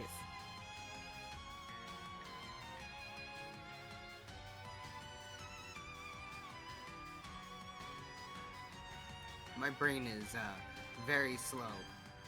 Just remind me. just a Constitution saving throw. Thank you. I got you. I'm tired today. It's okay. 13. Okay, Shield of Faith is still up. Now here comes the bad news. Oz is going to utilize his Crazed Assassin feature, and as he still has his bonus action, he's going to expend it to render... Oh! He can't! Oh, It only allows him to do it on his first attack. ha! The effect of this feature continues to remain unknown to y'all. Okay, noted. He's going to make a third attack on you, Lily. That is a 21. Miss. Oh! As he's seemingly almost letting his emotions get the better of him, his moves are becoming slower, almost sloppier, in fact, as the swings of his dagger are missing you. You're not even parrying them, you're missing them. Or he's missing them, rather. It's a free action for me to make a snarky remark, right? Yeah, I'll allow it. Your attacks seem to be getting an awful slow there, Oz. So is your friend, as a matter of fact. And he is going to...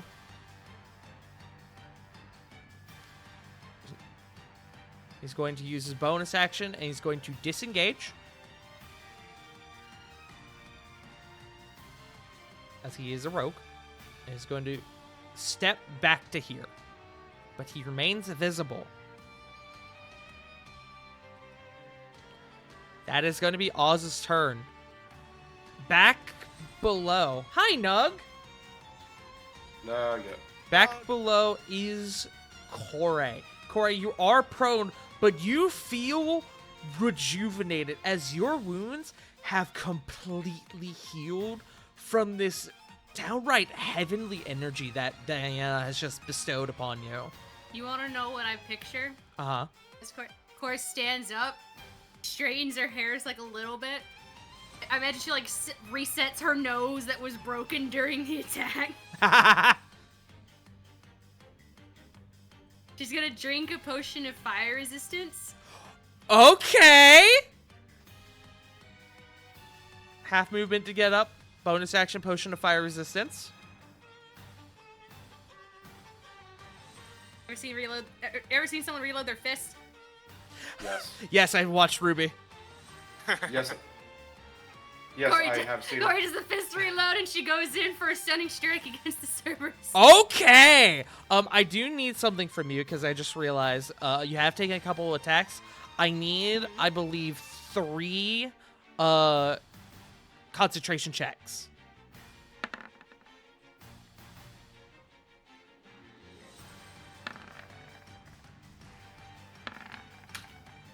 $14, $15, $19. I wish I could remember how much damage I dealt to you. I'm gonna let him slide for now. I don't remember the exact amount, but I do know that Something. no individual hit was over 30. So I'm Yeah. pretty sure he passed. So I believe in large reduce is still up then. Great. Okay. Please proceed. Throw some hands, Corey.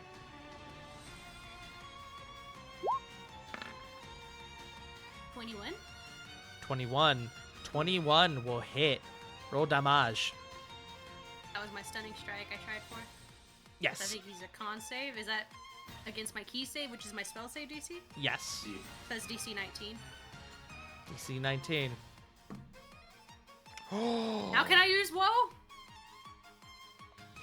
No You need need. Ooh. as he has a plus 11 con save. No. That don't mean shit when you roll a 2 on the die. Let's go. Oh, yeah. As you shoot up from the ground, as a pair of wings sprouts from your back and launches you into the most Shoryuken style punch I can possibly describe. And one head, you crack one of the canines of the center head. And I know. And there's a pulse that ripples throughout the body. Even though there's 3 heads, that don't make him immune to being stunned. That is good shit. The dog is stunned. I really wish he would just like stagger back to his butt. It's like a sit. That is Question. Action, I got- bonus action, this turn. I got a question. For who? It's Hart. Hmm. The stunning strike, does that go off? Is that done at the start of Corey's turn? It's Yes, my next turn. Lovely, thank you. yes. You do have another attack, Corey. I do? You're monk level 5. You have 2 attacks. I thought. You know what? For some reason, I thought that got taken up by my drinking the potion. No, But I still used my drinking your action potion. to attack, so I still have it. Yes, you have 2 attacks as a result of your main action. Being an attack. Yes. Okay. Their bonus action you can do as an additional attack, or in this circumstance, your potion. Shit, no. Okay, well, it didn't matter. You do have advantage. He is stunned. Oh, that's right. Yeah. Hey, Heather, Oh! nat 20. Heaven or hell, let it ride! Also, you never rolled the damage for the first attack, I don't think. Oh, you're right. So 9 force for the second one.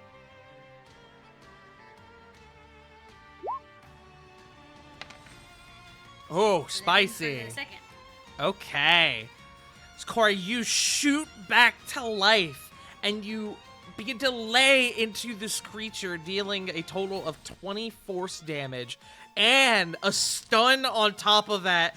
That's good shit. Is that your turn? Yes, it is. Okay.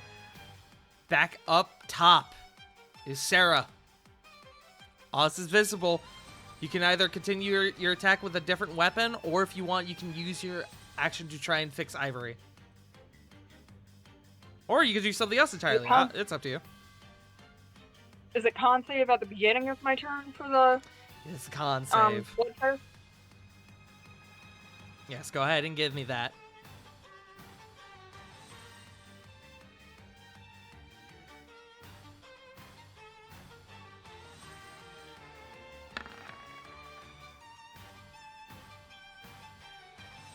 $19. Fortunately, that does not pass. You're going to take your second level of exhaustion. Your speed is now halved.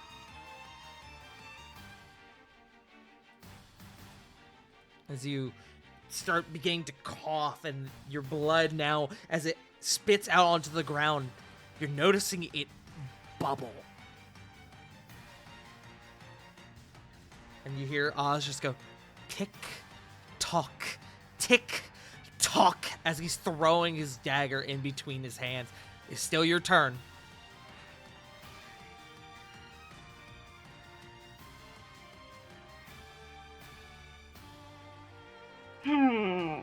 Okay. Sarah's going to... Let's see. What do I have for specialized arrows?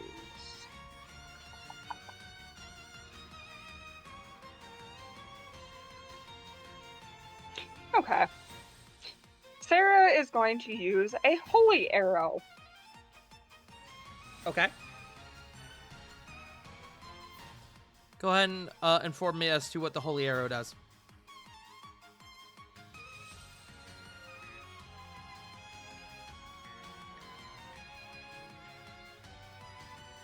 On hit, deals 2d8 radiant damage. The arrows deal 3d8 radiant damage to undead targets. Okay. If it hits, it will do an additional d8. Go ahead and roll.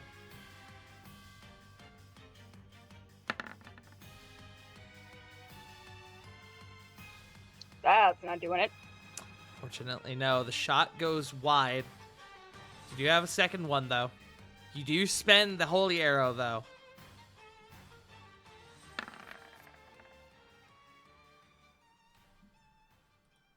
$18. 18. Need to pull up a sheet. 18, unfortunately, will not hit as he snatches the second arrow out of the air and he begins to look it over. Really, in craftsmanship. Unfortunately, it won't save you. Do you have anything Fine. else? Sarah still has her bonus action. She's going to command Raven to attack. Okay. Raven is going to square up with the boy. Go ahead and make me an attack. Oh my god. The dice do not like me tonight. They That's an do. 11. They sure don't. Feel free to refresh. I don't know if it will help, but I'm beginning to feel bad. As Raven goes to jump on Oz, Oz actually like straight up kicks Raven to the side. Get the fuck out of here! That weak ass bullshit. Oh no, Sarah's pissed. Yes, good. Get mad. Is that your turn? That is all I can do. That was movement, action, and bonus action. Okay. Up next is Orzag, back down below, who is baffled as to what just occurred. But he is going to remain. He has a job to do. He knows better than to let his boss down. He is going to, however, he is going to direct his attacks on the man who is currently accosting him, being in Rovan. And he is going to do this reckless, so these are going to be with advantage. He's going to do 3 unarmed strikes, methinks. So first one. Actually, I need to roll something because he knows things. Hold on. Does he know Yeah. why kids love the taste of Cinnamon Toast Crunch? Yeah, that tracks. He's being accosted by you. He don't care anymore. So he is going to attack you, which means that roll is going to be a 31 to hit. I'm going to roll all 3 of these first, if that's cool with you, J. Frost. Oh yeah, by all means. 31 does hit. Okay. Second is a 25. Misses. Okay. Isn't your standard AC 25? It would be, but I still have Raikiri's Storm Guardian Essence up. When did you throw that up? During the fight with the, right as we were leaping with the, whatchamacallit, second gate? It would have subsided by this point. Okay, then it will be 25. Okay. So that will hit. Okay, so 2 hits. Okay. Third, that is going to be a 30. All 3 will hit. Okay. You're going to take quite a bit of damage. I'm sorry, my friend. You are going Yeah, to it's take a total of 70 bludgeoning damage. Oof. I need 3 con saves from you. Okay, so this will be back to normal then. I did it all at once. I should have done it individually. I apologize. Okay, give me the con saves, but I'm going to try to divvy this up the best I can Hey, it's all good, to man. determine proper DCs. I apologize. All good.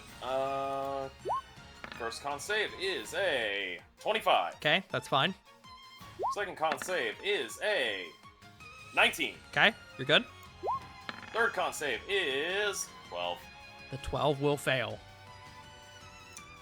Fly is down.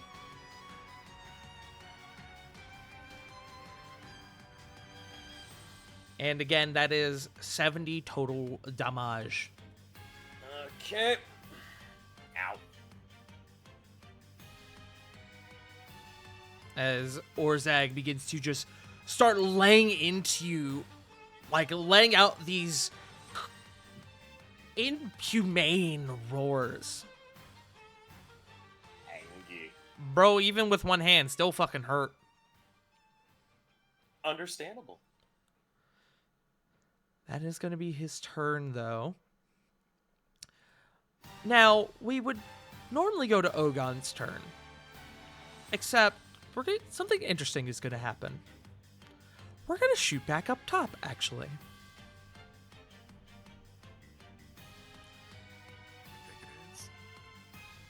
As Oz begins to taunt you all.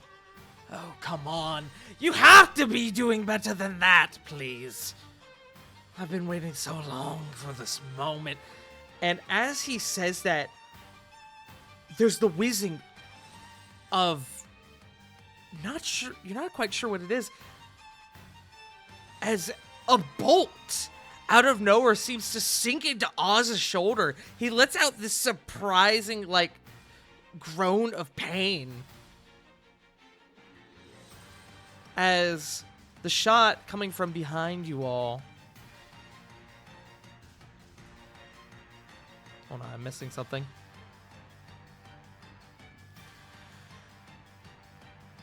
This Colosseum has seen warriors of old. It has bred the future of this kingdom. This arena belongs to the Stonehearts, and you are not welcome! As Cage enters initiative. Yeah, let's go. Yay! Oh boy. The king. I will add him to y'all's initiative.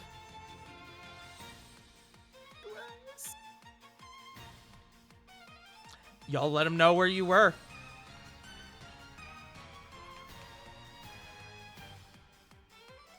Oz is going to take a good old this many. Where are you, Cage? Hold on. Oh, right, you're on my phone.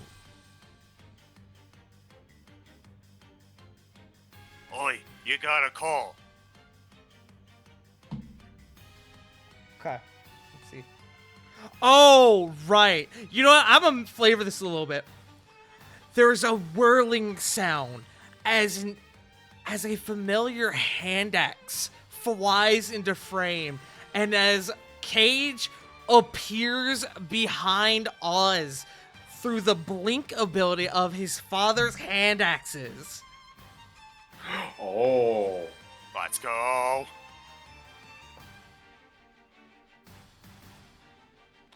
Okay. Minimum damage, but that's okay. Wait, actually, I think I'm looking at the wrong thing. Hold on. I am. Hold on. Give me a moment. I have to find the right thing. There it is.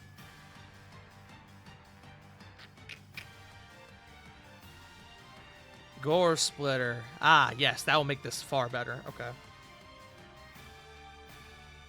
Cage is going to do a whole ass 16 damage before sneak.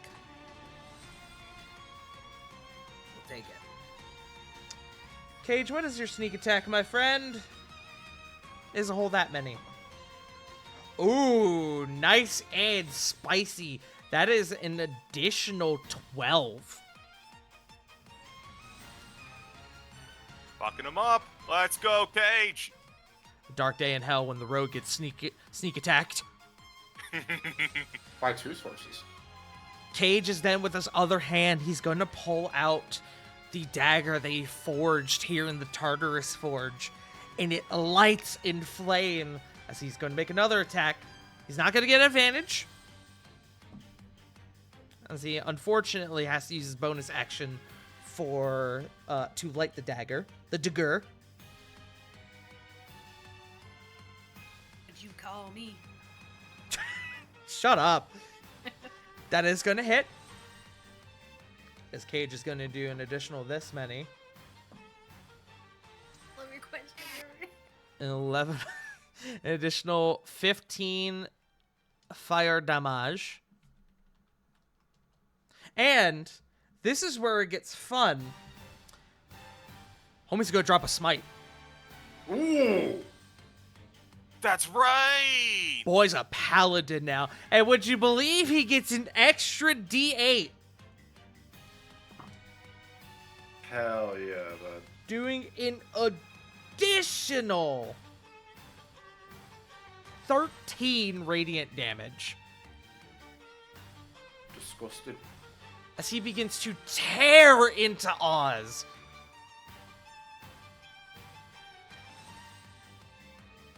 Let me see. Oz is going to, on that last attack, he is going to use his reaction for cunning act, or whatchamacallit, uncanny dodge. So he's going to take half. Which brings that to that many. Cage is now in initiative as he takes aim at Oz. Oz stumbles back. You can't be here. You can't! I won't allow it! We're gonna go to Ogon, who is stunned! You know, it's not a house, but it's still damn impressive. Hey, we're gonna go back up to Lily. Lily, is your go. Lily Oz is now on the back foot after this assault from Cage. It's a bonus that action to drink a potion, right? I think so. It is, yes. Sorry, I still saw your message. No, that was not intentional, but you are correct. And all the rogues are together. It's literally all the sneaky fucks just Look, I was intending... around. I knew Oz was going to be here. I knew Cage would be here because of what y'all did. I didn't expect Sarah to be here. That one's on y'all. Let's not forget that Lily is also really fucking sneaky. Yeah. That's why I said sneaky All the fucks, sneaky 'cause I'm bitches not are here. rogue In by the... In all irony, in the Colosseum. There's nowhere to hide. Yes, bonus action It's a healing bonus potion. action. Lily's gonna.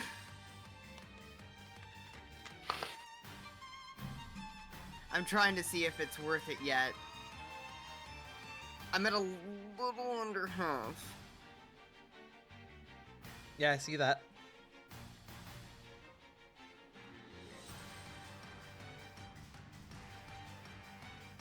Yeah, she's gonna go ahead and I'm gonna use that supreme healing potion.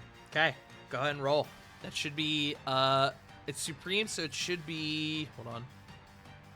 It's 8d4 plus 8. I believe. No. Supreme? That's 10d4 plus 20, my friend.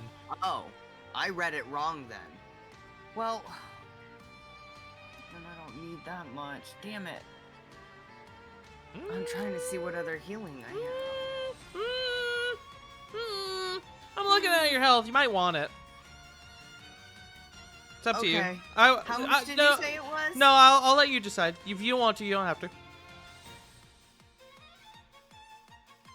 I'm gonna go ahead and use it. You're gonna use it. If I don't now, then I risk dying if there's a nat 20.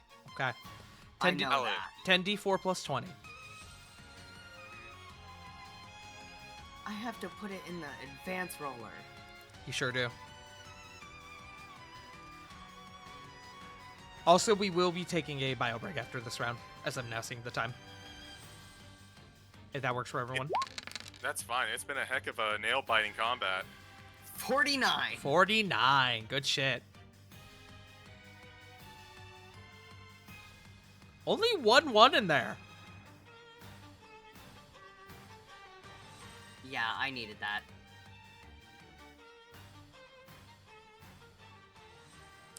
Okay. Even better, that's only your bonus action. Yep, bonus action, and now she's gonna take off. 5, 10, 15, 20, right behind him. Mm-hmm. Murder sandwich engaged. And murder sandwich engaged.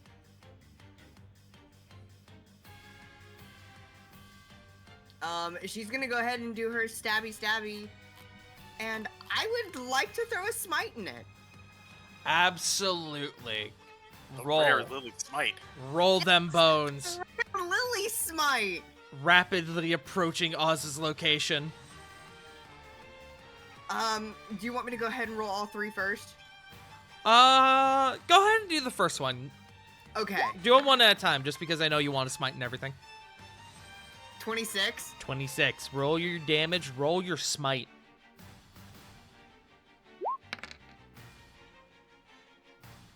$18 radiant. Okay. Um. What level smite I are have you to doing? remember. Just first level. So it's 2d8 at first level. Since he's undead, you get an additional d8, making it 3d8.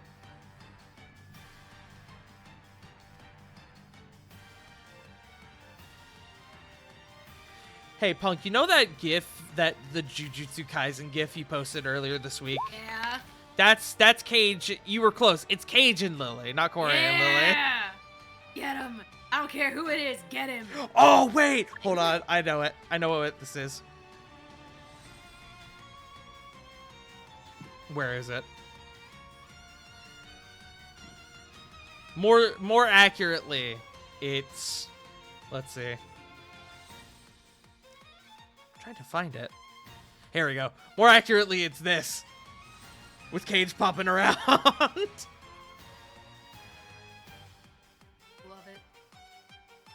Okay, so wow, I'm so sorry about that smite damage.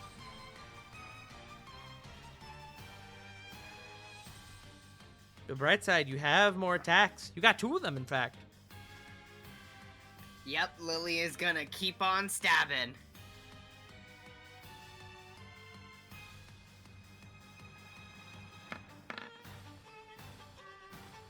$25. 25 will hit. Roll damage. Are you smiting again? No. Okay.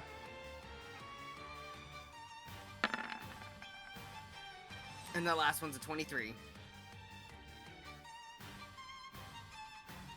Both of those will hit. Roll damage. Oh my god. 20 and 23! Jesus. Disgusting.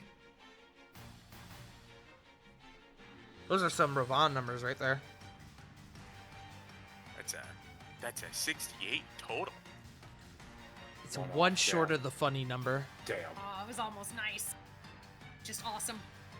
It's Hey, great. Tart. It's amazing. Mhm. I'd like to action surge. Yeah, you would! Yeah! Get the Get one. his ass, get his ass, get his ass. Seek Get and his ass, destroy. and a hit, Lily's and a hit, gonna- and a hit. Triple smack him again.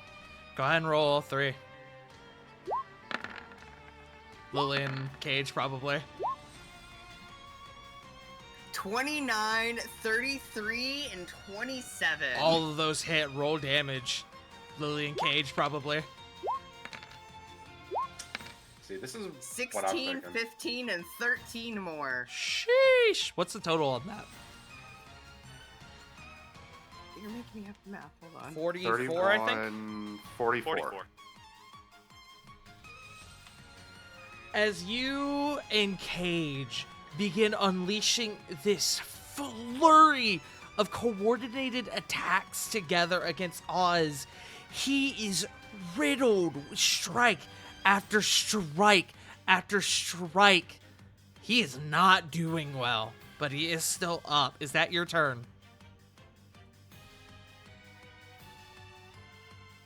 Unfortunately, yes, because there's nothing else I can do. Okay. Back down below. Corvin. This is stupid. I love it already. Okay, so here's what I'm doing. Okay. Just gonna make sure I map this out correctly and I get out of his way. Using Phase Step to teleport about here-ish. Bip as my bonus action. And because Ogon's prone, this is with advantage. He's going to like run up vines and vines and the scent of lavender is coursing through the palm of his hand as he runs up, grabs Ogon by the hind leg and says, "In the name of Drumala Ashinari, I banish thee to hell!" Plane shift. Plane shift. Go ahead and throw that up for And- me. So this is gonna be with this is like gonna be a melee attack. Also wall.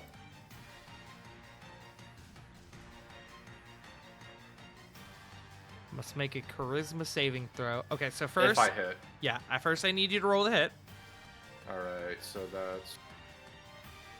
which as it's a melee spell attack, it does use your charisma for the attack. Yeah, I'm just. Oh, huh, that's weird. This not right. All right, so that's roll 1d20 plus 12. Apologies, just trying to get this right. Yeah, you're good.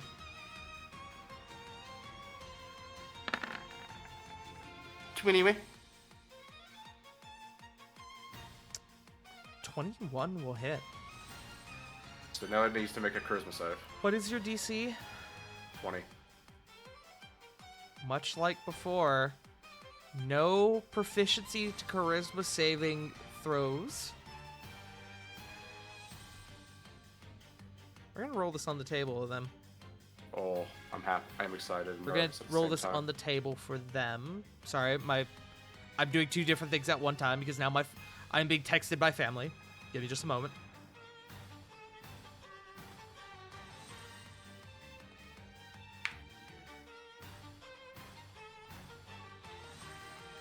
Because in the moment, because of course now my father decides to ask me about my broken pipe.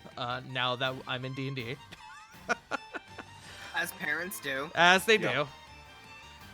Okay, so much like before, your DC is 20. He needs Yeah. a 17 or higher to pass. Huh, really? Sorry, I figured since, Hell Creature would be higher. That is going to fail.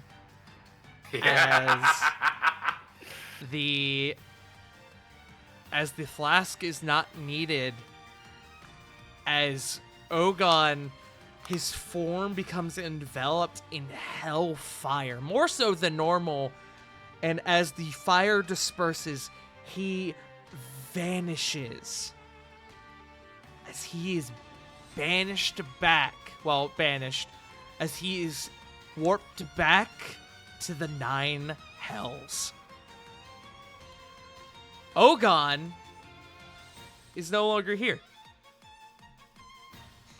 Corbin looks down at his hands. Oh, this is fun. Looks back at Bison. You're still a problem. 5, 10, 15, 20, 25. Getting right next to the dead horse. Talk about beating a dead horse. Are you Right? gonna hide in it like Leonardo DiCaprio? God, no. Okay. I don't have the action for that. I thought this felt better. It would That's take what more horse than are 6 at. seconds to disembowel this horse and then hide in it. Yeah, but nah, he's that is turn. Everyone else was doing cool shit. I wanted to do cool shit too. Diana is up next. Did we want to take a break? At the end of this round, Okay. Diana is going to turn to Orzag and is going to say to him, "This is now a losing fight. I'm going to offer you one chance. Surrender. All this can end."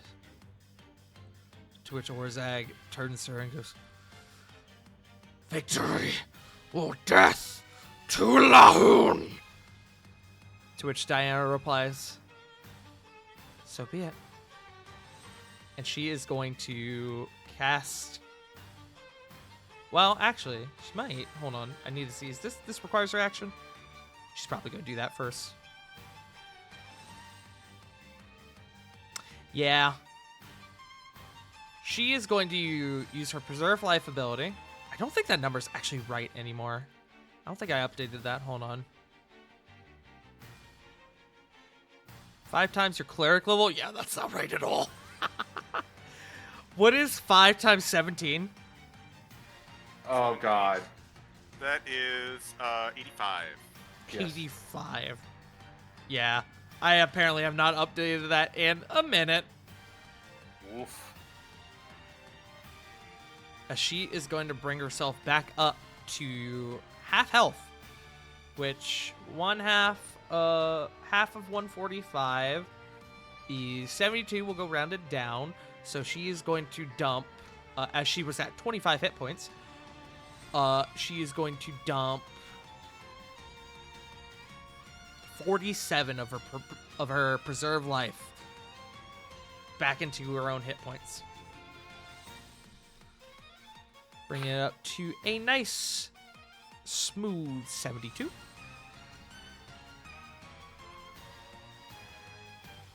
And she still has her bonus action, and she has not casted a spell. What bonus action spells do you have?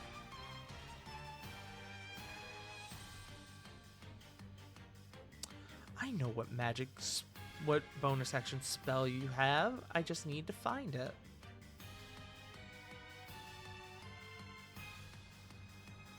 Do you not have the spell?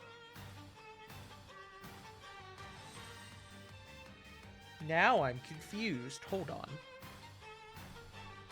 Because I could have sworn she had the spell.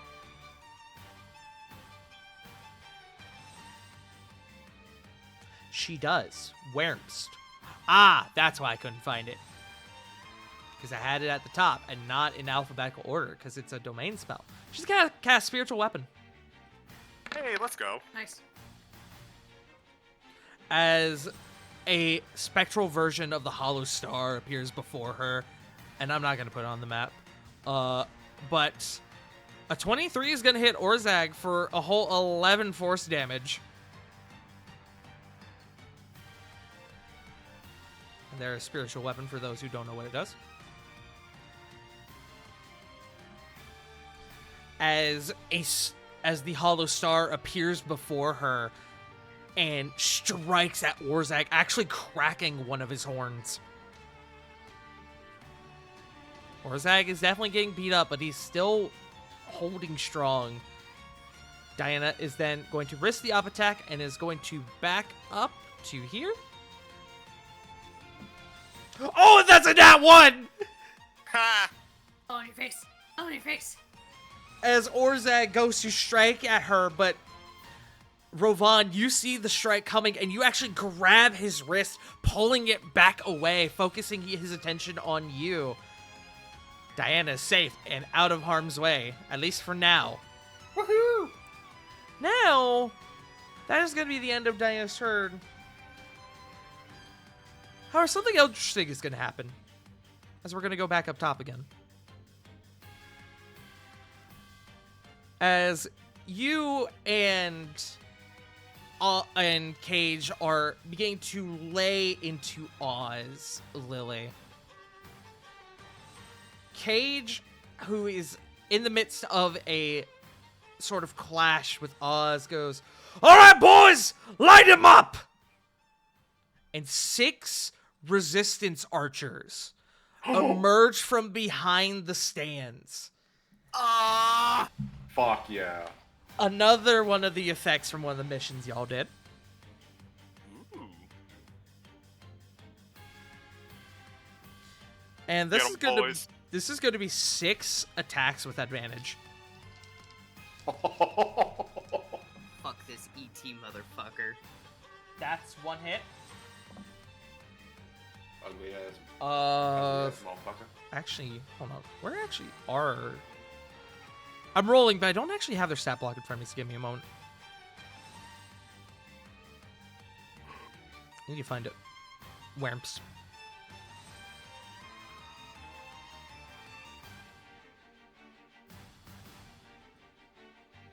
Okay, there it is. Okay. That one will meet. Good. Love that for him.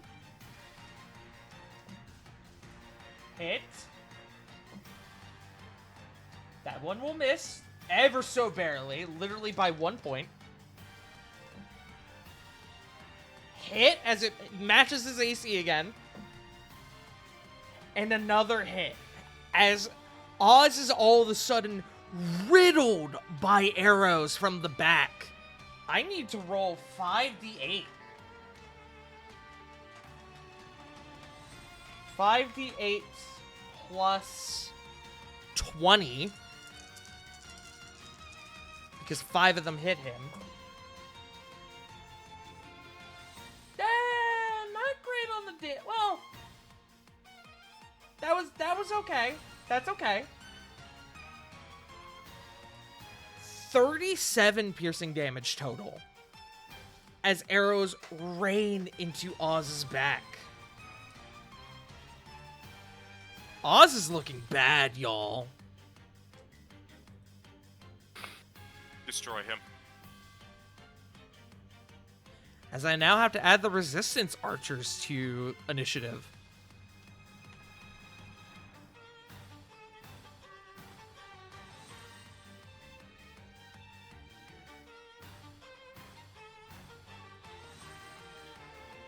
Seeing y'all were worried. Y'all were so I mean- worried. It's almost as if only one of us had the knowledge. I still had absolute faith in Lily. I don't have faith in myself. You could. Mm. Sword stands with the Stone Heart! One of them calls out. And that is going to be their turn, as Oz is bloodied, angry, and seems to be on the edge of snapping. We're going to cut down below to Bison, who, seeing as his son is now engaged with someone who is not him,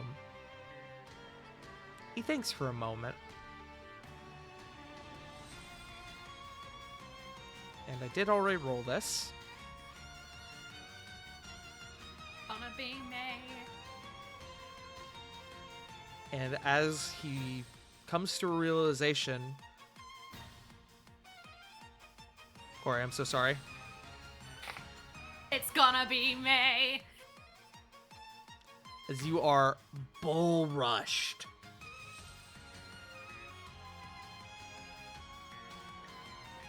And he is going to make 3 attacks with the Storm Hammer on you. That is a 20 to hit. It's I need a strength. Well, I need a couple things, so give me 1 second. Yay. Yeah, sorry. Vaughn, come get your dad! Vaughn! That is gonna I'm a be little busy at the moment. that is Raid! 28 bludgeoning damage to you, Corey. And then I need a I'm doing math. Shut up, I'm gonna do math. Shut up, I'm doing math. How much you get? Me trying to strike a conversation with a math major. Exactly. How much you get? 28. 38? 28. 28.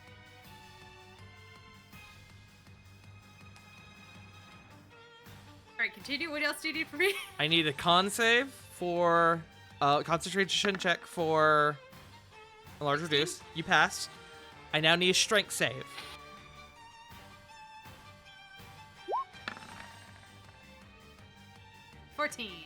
Fortunately, that does not pass as the breath is knocked out of you as you are knocked prone again.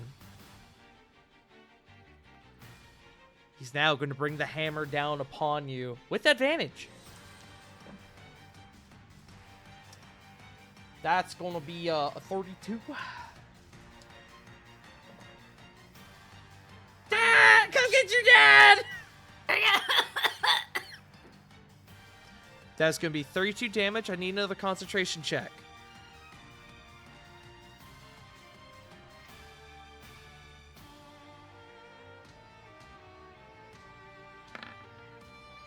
Ooh, Got 20. Nice. Okay. Then one more attack. That's a natural 20. Oh no. As with the last strike, he lets out what I a wish. massive, almost like roar that echoes throughout the chamber. I'm so sorry for what I'm about to do. Hey, at least you got all your hit points back. Yep, only to be gone again. Yeah, I'm sorry. Sort of. Diana's just like, I just healed that. Paula's gonna get mad at you. I just fixed that. I just fixed that. I just cleaned that. That is going to be 39 damage on that last one.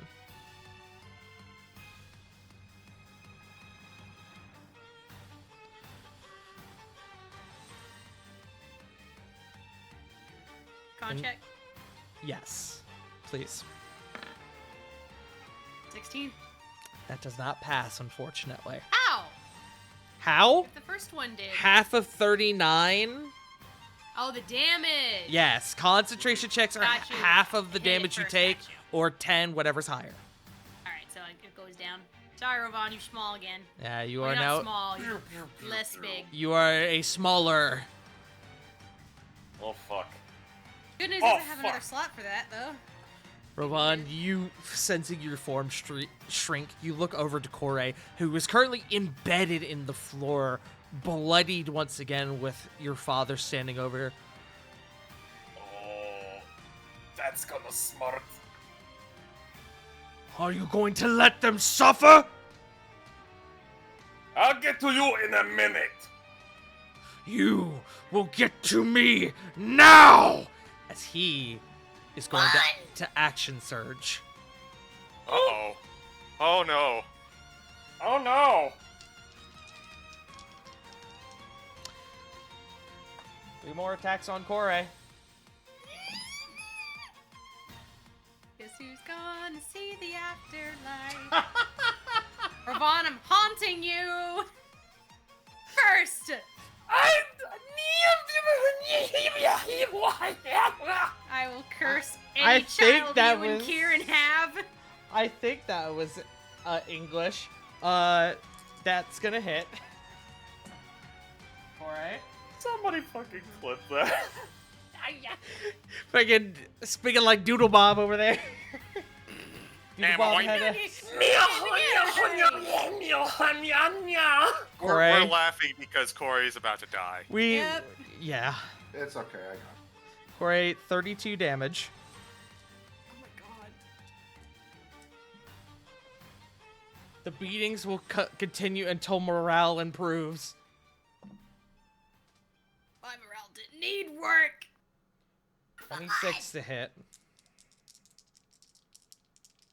Stop asking me and just tell me the damage. That is going to reduce you to 0. As I do see your current hit points. Yep. As Bison lets out this flurry of heavy-handed beatings, Kore, your bones snap. Your flesh is torn from the impacts. Your astral form dissipates as you are now unconscious.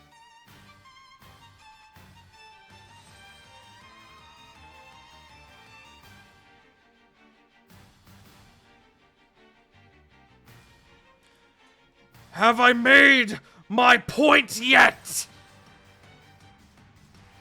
He is going to make one more attack on Kore. That's going to hit. Kore, that's going to be 2 failed saving throws. Death saving throws.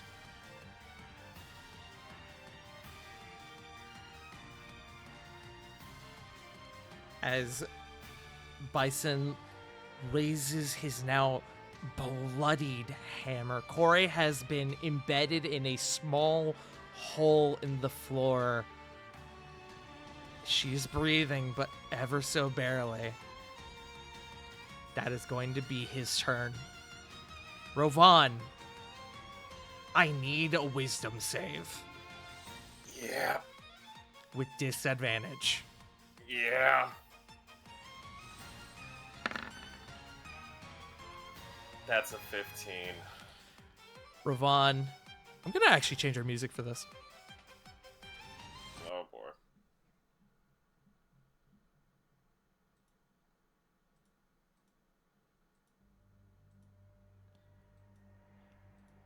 Rovan, you see this scene play out before you. You see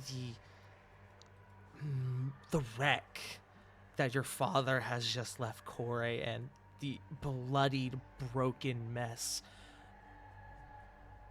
There's a flash, and you remember thinking back on Sindri and a similar scene left before him. You remember the fate that almost befell Sindri. You cannot let this happen again. Your mind becomes enraged. You are filled with malice and hate. The aura from Raikiri turns dark. Rovan, you are now being compelled to face your father. At the end of each of your turns, you may roll a wisdom save to regain your sense of self, but until such a time happens, you must spend every resource at your current capabilities to kill your father. Your smites and any aspect of your character that would do radiant damage now does necrotic. Oh. As you have snapped, the mark that has been burned into your face as a result of the pact with your father grows. It envelops your form, acting as this almost full-bodied tattoo. Go ahead and proceed with your turn. Seeing as how he is blinded by absolute fury, Rovan is going to running leaps go after Bison. 5, 10. He will take the attack of opportunity. Or Zach will do so. He will hit. Okay. Now here's the interesting part about this effect that you are now under, Rovan. As this attack is from someone who is not your father, you're going to take half damage. Got it! Interesting. One small plus. Uh-huh. 22 half to 11. Alright. Okay, that is going to be that. Absolutely running forward. Just letting out the most guttural roar that a man can do. The sound that exits Rovan's voice box is, in a word, inhuman. And I don't mean like because he's letting out all this rage. I mean, it literally does not sound like him. It sounds like there is a demon or something similar now within this chamber. The Rovan almost like breaks down into all fours like a rabid animal charging at his father. Please proceed with your attacks. Before the attack commences, Raikiri is going to come out. But it's coming out in the more aggressive manner. It sure is. Specifically, Storm Mark. Mm-hmm. Bison will have a -2 to his AC, disadvantage on concentration checks, and he'll take an extra D6 thunder damage. He sure will. At least on that first attack. Yeah. Two-handed Raikiri. Divine Smites applied. I would assume these are normal attacks, correct? No. These attacks have advantage. Oh, cool! Huh. Okay. Two-handed Raikiri with Divine Smites. That's 26. 26 will hit. The first attack will be 13 slashing, 5 lightning. As you slice into Bison, you cut through the armor, and this form that only vaguely resembles the fox spirit of Raikiri, but is now almost resemblant more of a snake, curls up your sword and begins to ensnare his body. Go ahead and roll your smite damage. I will first roll that d6. So I'll take 3 thunder. And the smite is going to be burnt at 4th level. 4th level. So we're at 21 thus far, I believe. Correct. Yeah, 13 plus 5, that's 18 plus 3, 21. So, because it's a 4th level, that'll be 5d8. Mm-hmm. 18 necrotic.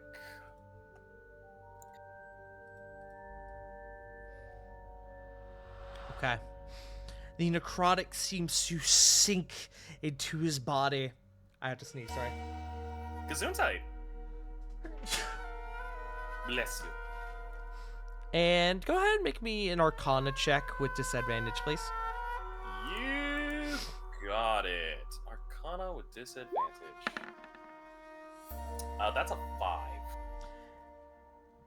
The necrotic seems to be taking hold as to its effectiveness. Rather than inciting it, you simply don't care. So that is 18 on the yes, that is 18 on the necrotic. Sorry, I'm just give me a moment because I need to do a couple things here. Take your time. Take your time. 21. And then that many. Okay. Rovan, as you take your slice across him, he staggers back, but then he seems to shoot forward and he grabs you by the shoulder. Good. That is what I want to see. And he headbutts you. There's a crack of thunder, and you are sent skidding backwards 15 feet. You are going... I believe you have resistance to thunder damage, correct? I do. You are going to take 17 down to 8 of thunder. 17 down to 8. Mhm. Okay. 1, 2, 3, 4, 5, 6, 7, 8. Charging back. Yeah. Second attack. Wherzai Divine doesn't have a Smite. second op attack. Two-handed with smite again. Mm-hmm. If you're for the sake of this, if you're doing this two-handed, I'm gonna make a call and say that you are just straight up dropping the shield. It is on the floor now. Oh yeah, no, this is getting bloody. Okay. It's a 34. Take that into account for your AC. 34, that will hit. Roll damage.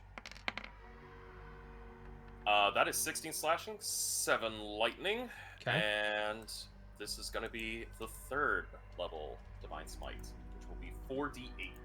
Okay. 17 necrotic.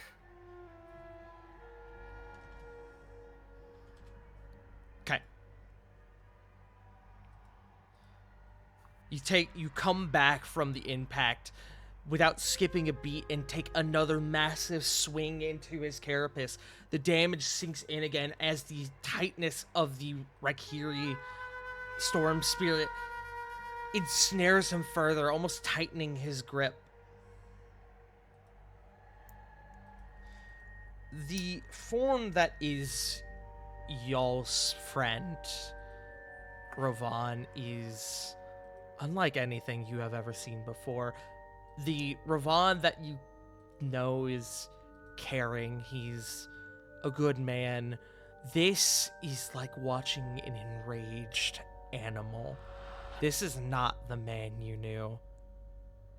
And as Rovan, as your turn comes to an end, is there anything that you would like to say to your father before we go to bio break?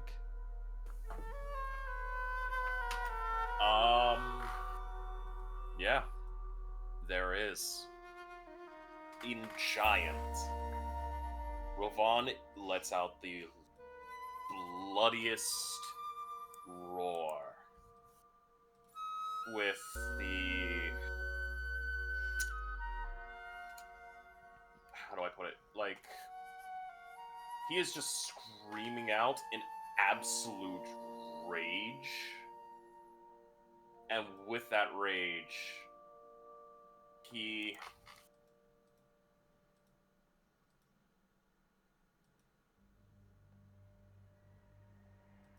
basically yells out, "Fiat pare se prodotti!" Which in Giant screams, "Death take you, traitor." Okay. As those words echo throughout the chamber, and as Rovan's turn comes to an end, we're going to take our break. Burke. Hooray, gotta go fishing. Boy. This is a roller coaster. Say this has ups and downs would be an understatement. Yes. I was gonna say we were having a lot of us, and then here comes like the crash and drop. Yep. Nero, thank you so much for the raid. I appreciate it. Hope you all had fun over at the Shadows, the Nightmares We Undo. This is our normal 5e homebrew 5e campaign called War of the Shattered Sun, where, oh boy, a lot's happening. We're about to go on a bio break. We're going to be back in about 5 minutes. We'll be right back. And we return back. Beginning around 4. So, something interesting begins at the top of round 4.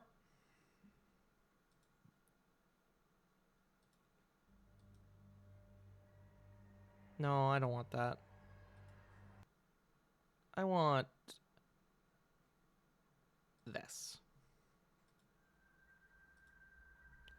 As the roars of Bison and Rovan echo throughout the chamber, there is another sound that follows.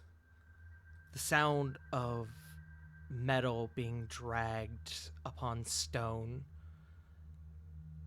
A singular set of relatively light but clunky footsteps.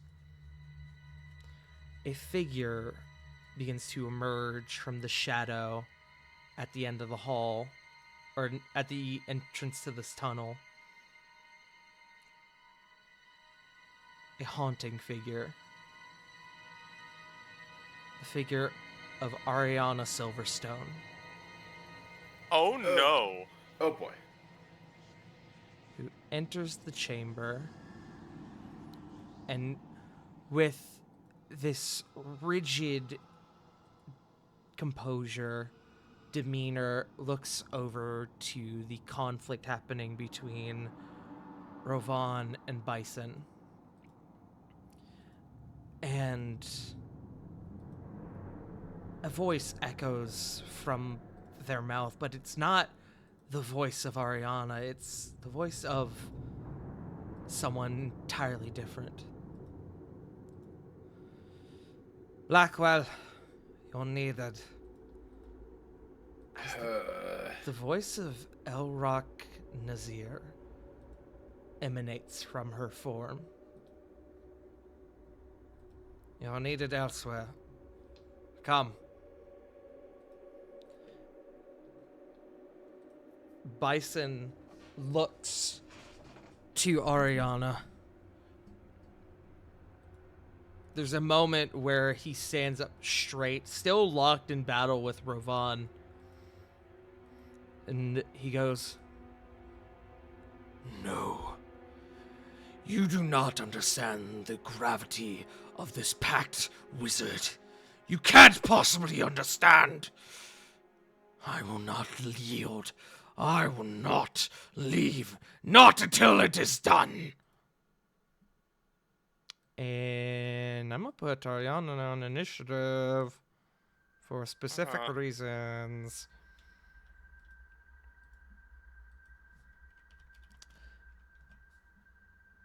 But with that, continuing on forward, back up at the top.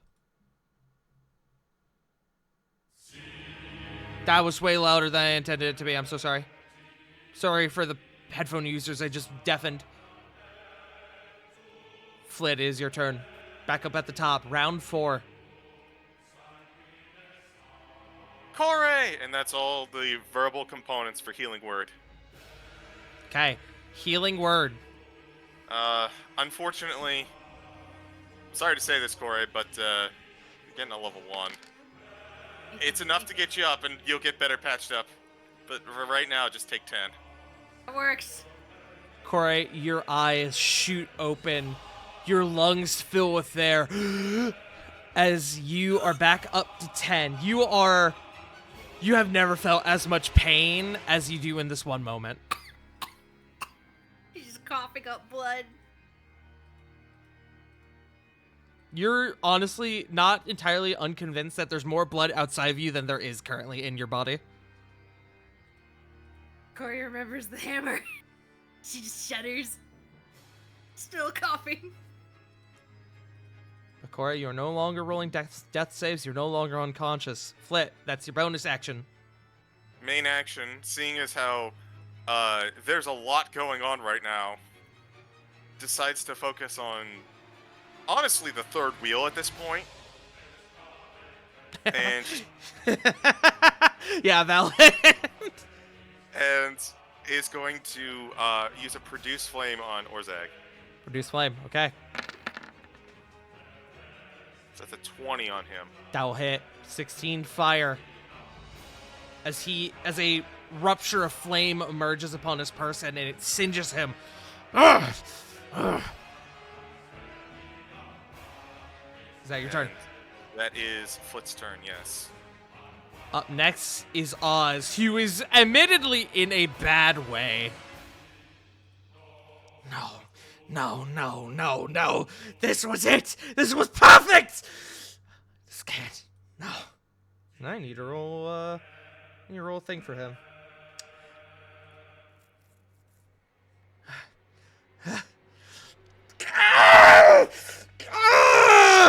As he begins to just go wild, swinging like a madman, he's going to make an attack on everyone around him. He's going to start with Cage. No, he's going to start with Lily for obvious reasons. Lily, that is a 27 to hit. That will hit. I need a Constitution saving throw. Oh my god. Ow. That's 25 piercing damage. 22. Okay. That one scared me. So you'll take half on this. You'll take an additional 4 necrotic. Damn, nobody has failed the save for his regeneration. That's amazing. And here's the bad part. As he's going to expend his bonus action for his Crazed Assassin feature. If Oz does not fit the qualifications of a sneak attack, he can expend his bonus action to render his first attack as a sneak attack. Ooh. Lily, you're going to take an additional 42 damage from sneak attack. Fuck. Can I just know the total? The total would be 67, which you cannot physically meet for the concentration check for Shield of Faith, so unfortunately that will go down. As he swings wildly and actually catches you across the neck, you quickly staunch the bleeding with your own healing aura, but he definitely caught a major artery when he swung just now. He is beyond any sense of composure that he may have originally held. Second attack is on Cage. That will hit Cage. Some damage.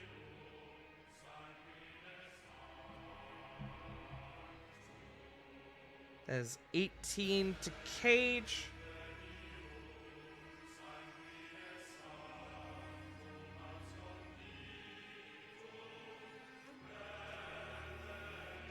I need a con save from Cage. Cage passes. So he'll take an additional 4. And then once on Raven, that will hit Raven. I don't know if Sarah's here to give me Raven's hit point total. Give me a sec. I'll look. I can pull it up. It's fine. I'm already pulling up the sheet. Cool. Raven's HP. Perfect. Okay.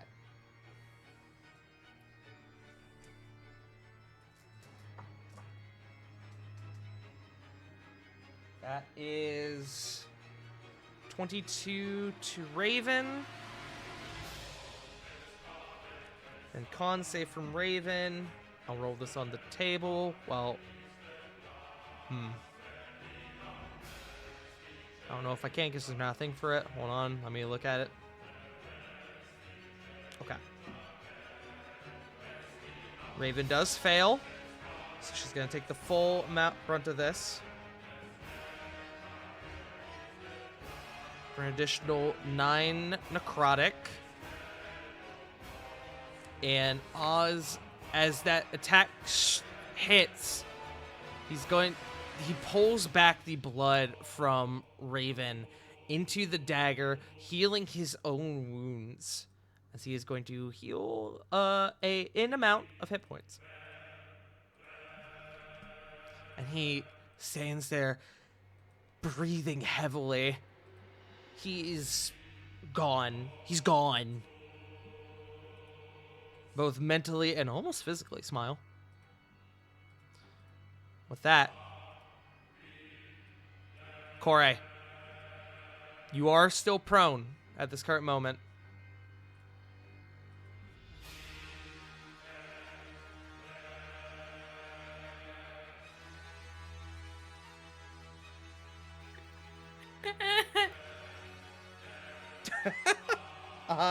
Continue.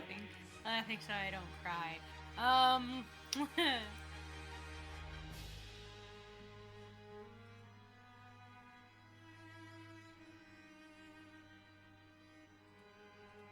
I have a question. I have an answer.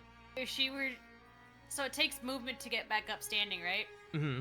Does it take a little less to get back to a crawl? Just hoping Ariana is a fucking distraction. So That Bison's turn. if you opt to crawl away, it spends double movement per 5 feet. So if you were to move to the next square over, it would be 10 feet. Yeah. He can possibly make an op attack on you. If he chooses to, he will still have advantage. I cry. My friend, may I suggest if you're opting to get away, spending a key point to disengage as a bonus I was action? thinking a key point to stun and then try. If you want to try. I doubt it against him.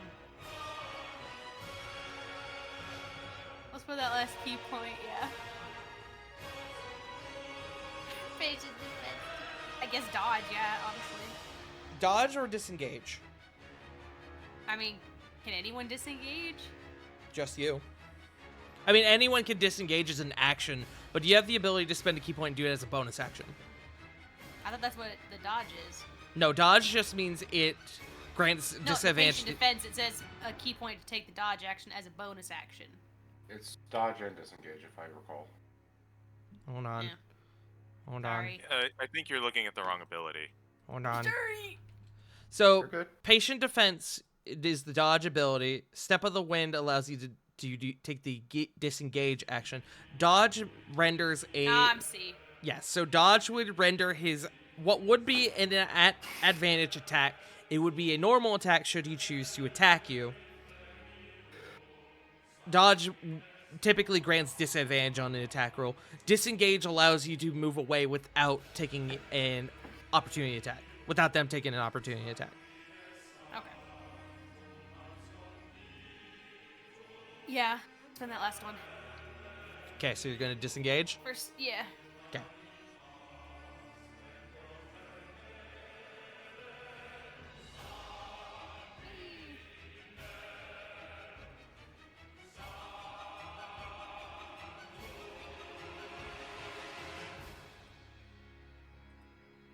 So bonus action, you're disengaging. He will not be able to strike upon you. 20 movement. Now that you're away, I can say with confidence that he would not have, but No way for me to know that. Yep. no way for you to know that. He's got bigger fish to fry.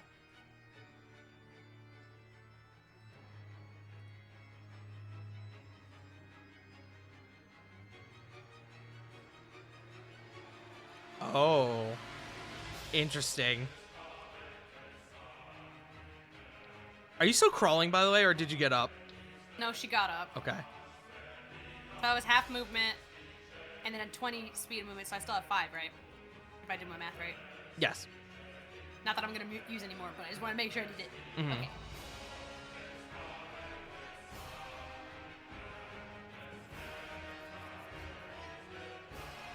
Very excited to see what you're about to cast, considering that cone.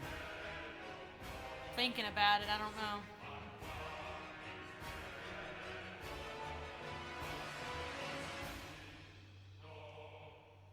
She's here to fish. I'm so scared. She can't hold it. Cone of cold, can she? You can hold Cone of Cold if you wish. What's If she stays any longer than to fetch Bison, she's gonna let it go. Okay. Holding Cone of Cold. Heard. Alrighty. That's turn. Alrighty. Up next, back up top, is Sarah.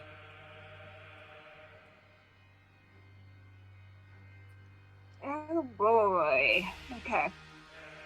Let's see here. If I move just one square up, can I get a clear shot at Oz like that? You can get a clear shot at Oz from where you're standing. Okay. You know what? We're gonna try for the holy arrow again. Okay.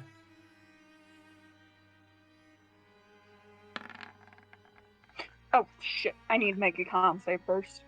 That's true. You do.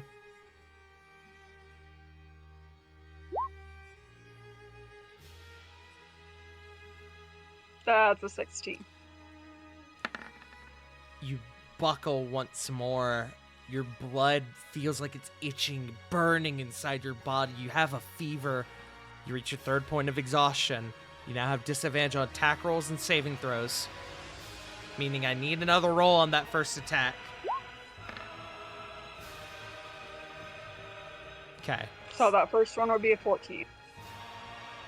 That is a miss. You have another one.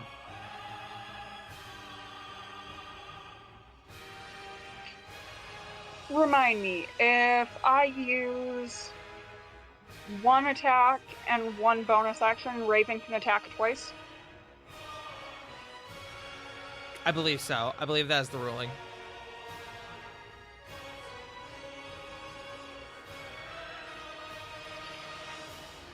Sarah's realizing she's not... All out. Fuck it. Alright. Sarah's realizing she's not doing so hot, so she's going to give one of her attack actions and her bonus action to Raven. Yeah, all out. Fuck it. Why not? Roll your 2 attacks with Raven.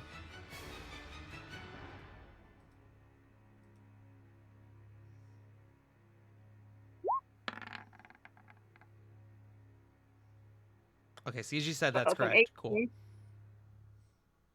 18 does not hit. I'm very sorry. You have another one.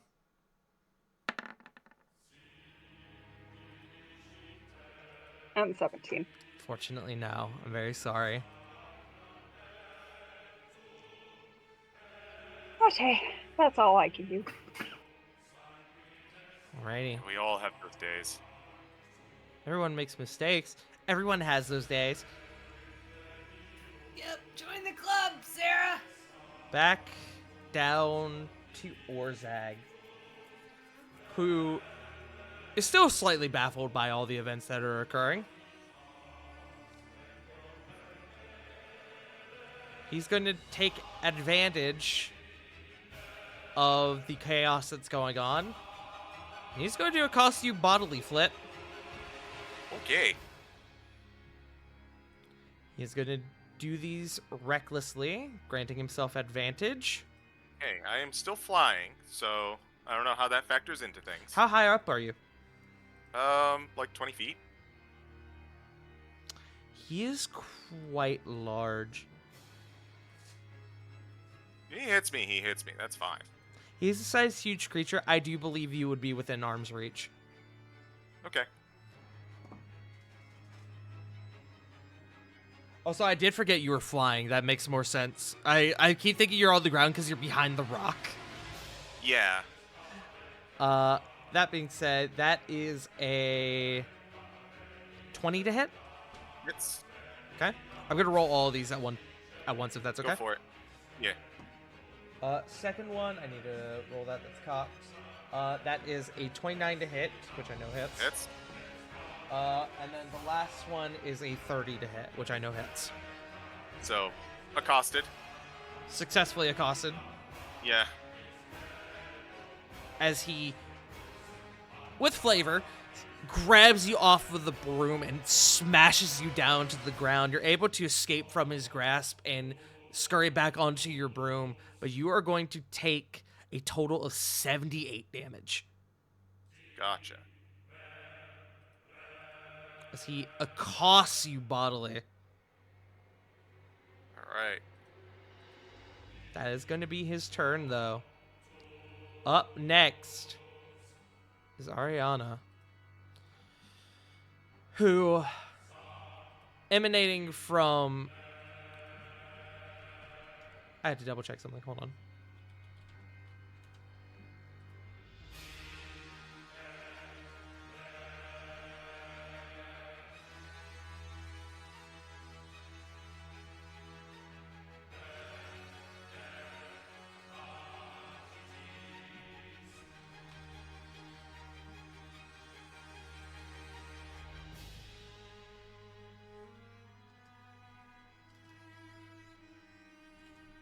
Sorry, I'm just reading the conditions of this.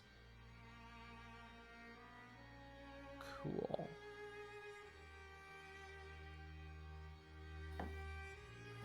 Great.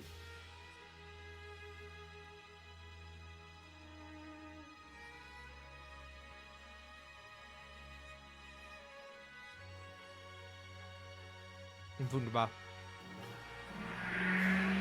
Skirt, skirt! Unfortunately for you, Blackwell, I do not have interest in your familial matters. As Ariana looks to Rovan, and Rovan, I need a Constitution saving throw. Uh-oh. Oh boy. Constitution saving throw. Got it. Guessing just normal. Normal. 21. Great. Unfortunately, that doesn't pass. You are actually just short. Yeah. Like, no shit, you're going for 22. Yeah. I'm sorry, buddy. It's all good.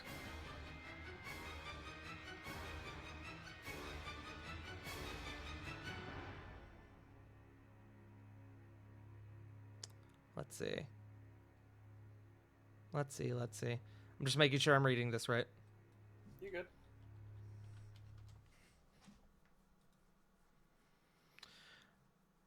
Oh, I'm sorry. I lied to you. It's a dex save. My fault. Like, Dex save. I guess I'll let you re-roll it, but I don't know if it's really gonna matter. Considering I don't have the shield, I don't believe Shield Master would save me. It Yeah. might. Well, he's wielding the sword two-handed. Oh, that's right. Yeah. I wish I dropped it earlier when he was angry. Yeah, that's sorry, why buddy. No. I wanted to make sure. Okay, dex save. Yeah. That's not safe even. That's not going to pass. Yep. As there is a flash in her eyes, and hold on, I actually am realizing that I'm reading I'm now realizing that I'm reading doubly the wrong thing, but that's okay because it didn't matter. So, Ravon, your mind is subjected to this overwhelming feeling of hatred and malice and just everything terrible in this world. And Ravon, that feeling comes to a stop. It ceases to be. As emanating from Ariana's eyes, of all thing, is a singular, sickly green beam.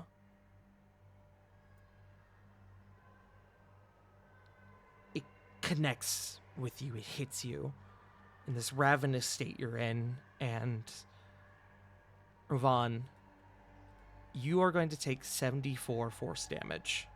No. I have a very important question. Yeah. Does that reduce you to 0? I have a question. Mm-hmm.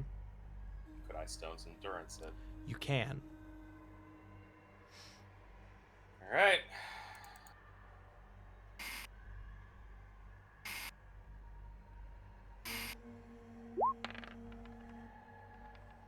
That is an 8. Okay. What would that be reduced to? What did I say? 74? Down to 76. Or, sorry, 66. And I'm looking at your hit points now, and I am heartbroken.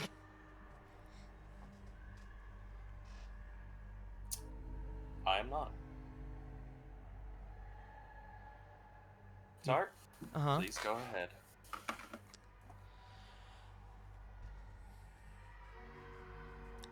Ravon, you all see, he stops. His form wavers for a moment and begins to fall away, but it's not a meaty form, not a form that carries any weight or density or anything for that matter. It's ash. As falling from Ravon's form, falling through his form, falls his armor, Raikiri, everything he was carrying, or at least the magical items. The ones that aren't, they're also reduced to a fine powder, as Ravon is subjected to the disintegrate spell, and in a moment is gone.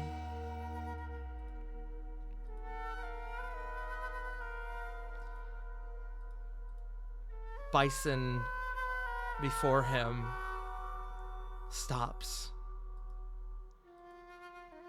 and he falls to his knees.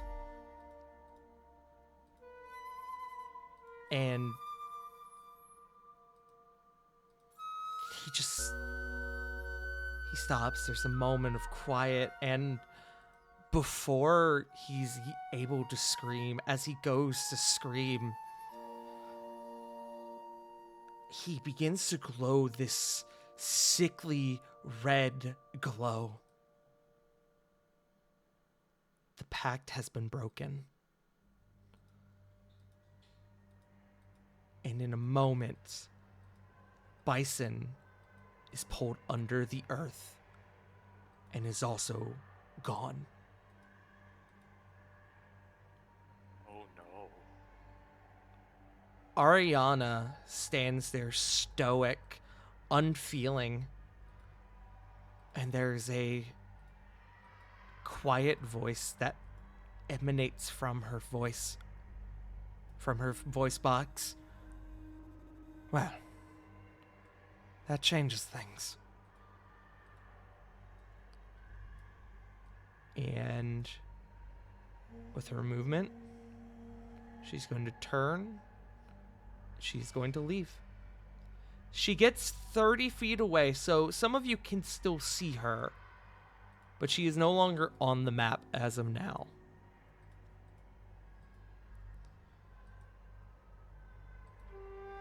But Rovan Sionis is dead.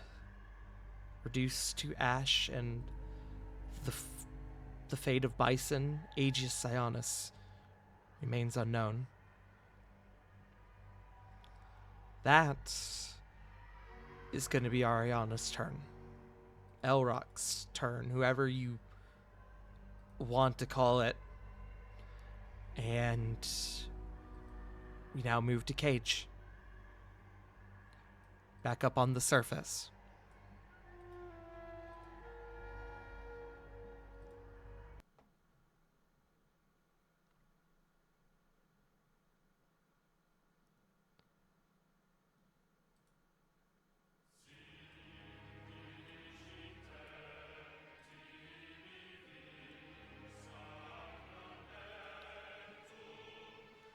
Okay. Up next is Cage, who is going to continue his onslaught upon Oz. A very broken, beaten Oz. Cage is going to hit.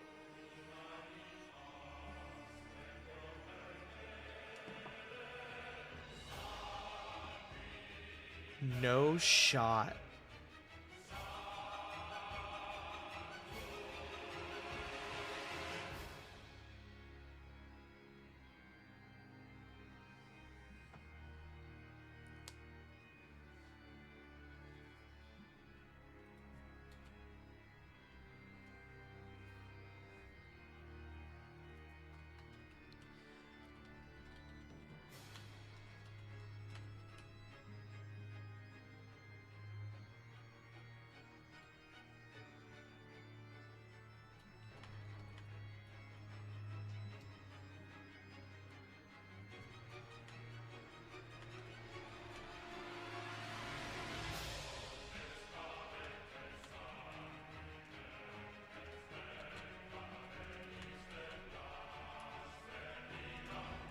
So, here's the event that plays forward.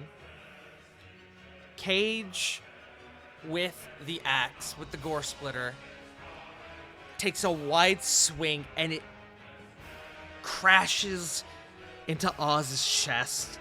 And Oz stumbles back, almost taking the axe with him. He buckles to one knee. And he looks to you, Lily, and he rises to his feet once more, and he makes his way to you. And he just kind of throws his weight on you. It's weird, it's uncomfortable, it's gross, and in your ear, he says, "Don't forget, I will be back." And it's at this moment that Cage's dagger comes from around and slits Oz's throat. Oz erupts in this torrent of flames, and in a moment is gone. Not even like his form doesn't burn away or anything. It's almost like he pops away like a cloud of smoke.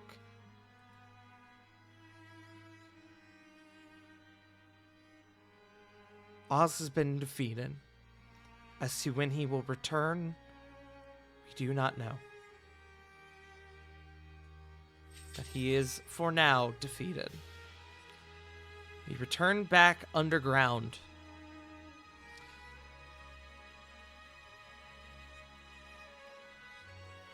Kore, you see the fate that befalls your friend Rovan.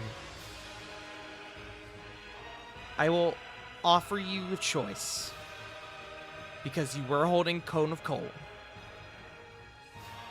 You may expend it now on Ariana and catch them as they're leaving, or if you want, I will let you direct this power instead towards Orzag, and then continue to take your turn as normal.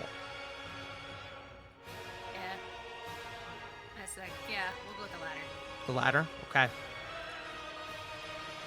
As you feel something snap in you, this despair, rage, and you let this overwhelming force outwards, directing it at Orzag. Go ahead and throw up Cone of Cold for me. She's just crying. Ooh. Because of all the red she's been absorbing, she's just crying red. It's actually Ooh. really haunting. What a visual. What'd you say? I'm sorry, Tart? Go ahead and throw up Cone of Cold for me.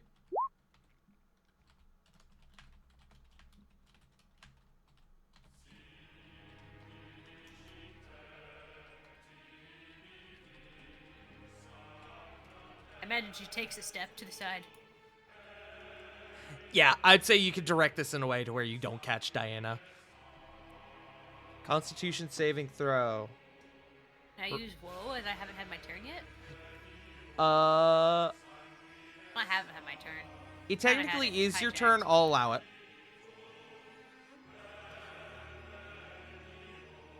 So go ahead and roll your woe.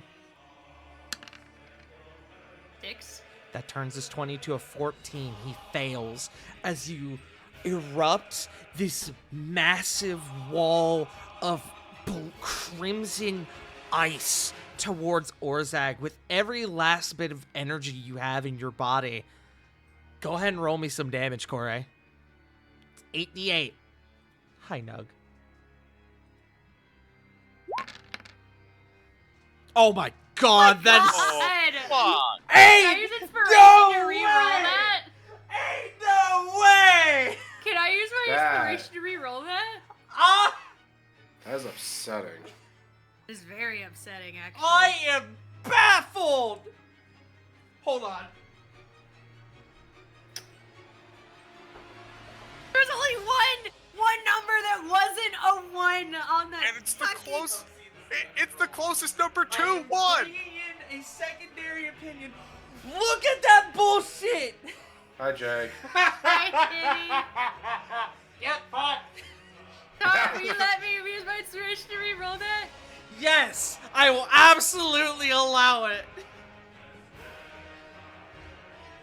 Holy fuck!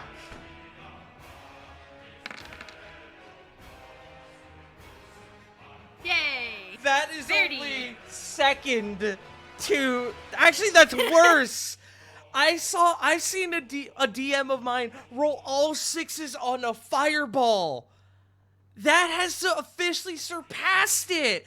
What are... I need somebody in chat or here or whenever to put together the odds of almost... of 7 out of 8 ones. Ain't no way. Ain't nobody do it like Corey. 30 damage.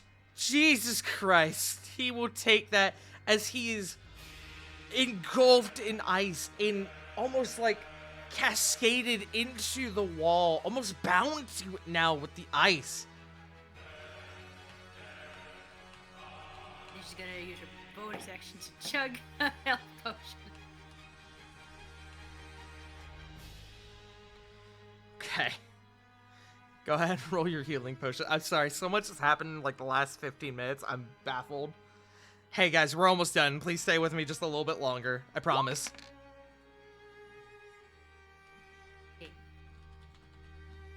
Okay. You get 6 back. You still have your action because I'm letting you take your turn as normal with the held, even with the held action.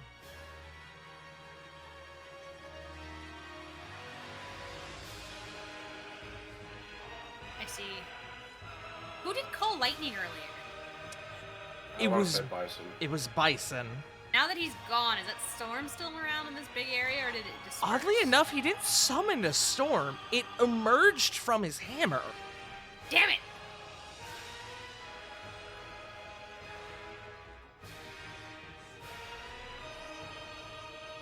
I need y'all to know I'm snipping that as we speak. Good. Yeah, you weren't always going to. No, I lied. Sorry. You lied. You lied to me! I did. No, we're gonna make use of my guiding bolts, motherfucker. Guiding bolt. Okay. Use it. Roll it. What level? Her spell map, her star map, so level 1. Okay. Go ahead and roll. Are you shitting me? Nat 1. Hmm. Okay. Glad it's a renewable resource. Yeah. That's turn. Okay. Corey, you let out this blood-curdling scream as you send this wall of ice towards Orzag, and you go to continue your onslaught, and you just break down over what has happened to your friend Rovan. You clatter to the floor. That's going to be your turn. As combat above has ended, we're going to jump initiative to Corvin. I do need another con save from Sarah in the meantime.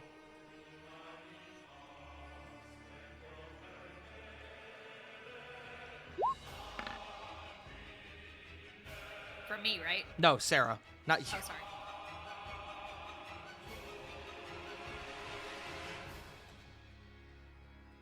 But yes, Corvin, is your turn. Okay. Oh, that's a nat 1. Fourth point of exhaustion. Your health, your maximum health is reduced by half. I will go ahead and do that for you.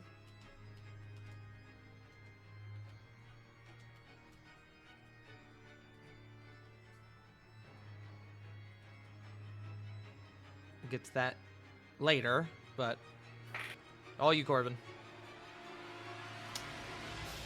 I will do a thing real quick. Huh. What do you know? Yeah, priorities right now. Yeah. Not succumbing to his own not succumbing to not succumbing to vengeance himself. He will kind of take a couple of steps forward, look towards Orzag. I recommend you shuffle off this mortal coil now, because you have fallen so far off our priority list, it is not even funny anymore! Shatter at 2nd level.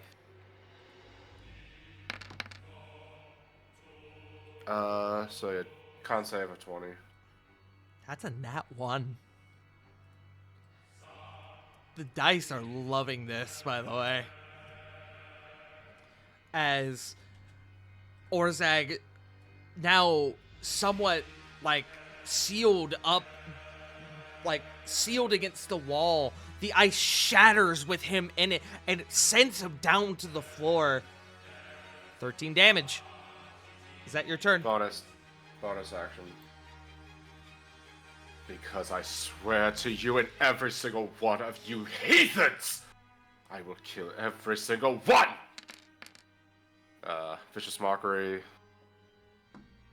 Wisdom save. Oh, okay, I thought that was another nat one. It's not gonna That'd be save. funny. It was a 7. I thought it was a 1 though. That'd be funny though. Is Orzag almost seems as taken aback by everything that just occurred as you guys are, as he doesn't even reply. He just starts breathing heavily. Is that your turn? He's just gonna look towards it and say, Kawa! That's her.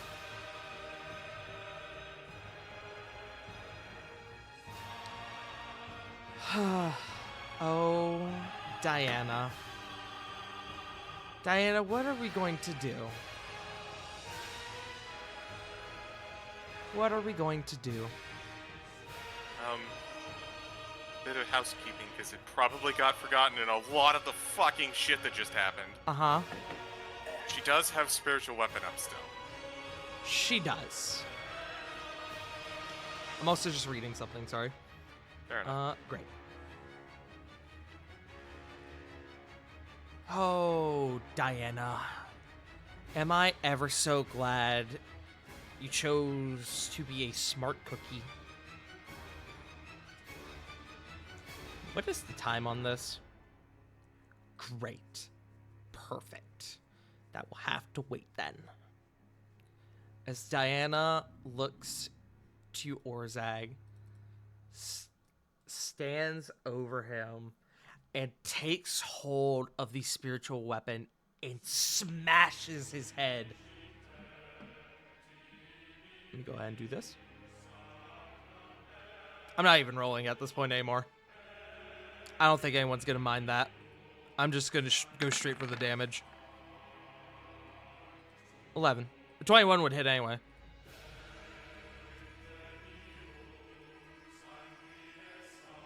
I offered you mercy. I truly did, and I meant it. Now you and yours have taken someone dear to me. It seems that I now need to revoke that mercy. As... well... she's gonna cast Sunburst. Holy fuck! That's... Please don't. No, you don't think so? That'll hit us! It's indiscriminate. Ah, you're right. You're right. No, you're right. I did forget it was 60-foot radius. You are actually right. Everyone die! We're all gonna go see him!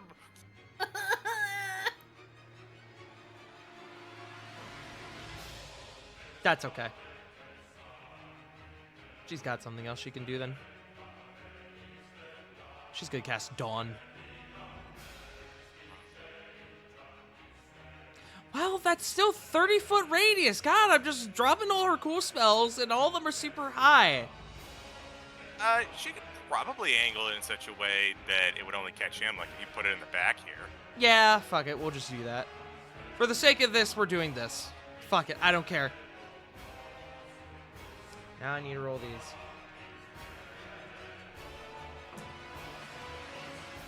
No fucking... What is happening? What? Let me get my phone. No. I wish I was lying to y'all.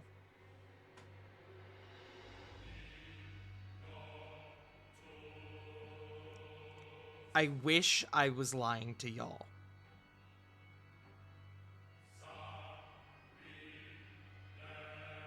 I only moved them to put them together for the camera. Holy fuck. That is max damage on 4d10. Appropriate. Heaven and hell. He still has a chance to save, though. Oh, I already used my woe, didn't I? Yeah. I love that these dice are telling a fucking story right now. He has a high con mod. High con save. A plus 10, in fact. All for a 13. As a similar aura to that you saw Diana engulfed in earlier, the aura that she engulfed Kore in, the same aura engulfs Orzag, but it does not give. It takes. As Orzag, his form is turned into this bright, manifesting light. It almost blinds you all except Diana, who stares directly at it, pushing and pushing, and by the time the light subsides, it's almost as if Orzag was not there. He had 38 hit points, y'all. Fuck.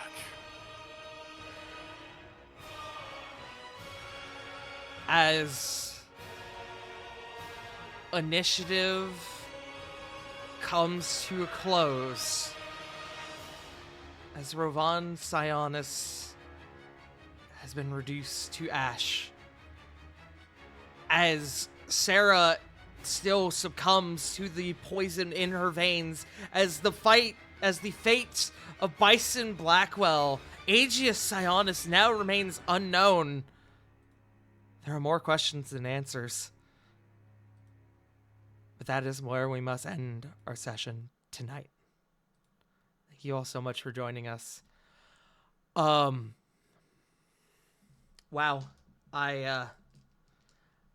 We've had a lot of crazy sessions in this, 3 years that we've been doing this game. Almost 4. Pretty sure. I think this might officially be the craziest. This is, without a doubt, the most fucking baller off the wall, what the hell is happening I have ever seen, both in-game and above game, man.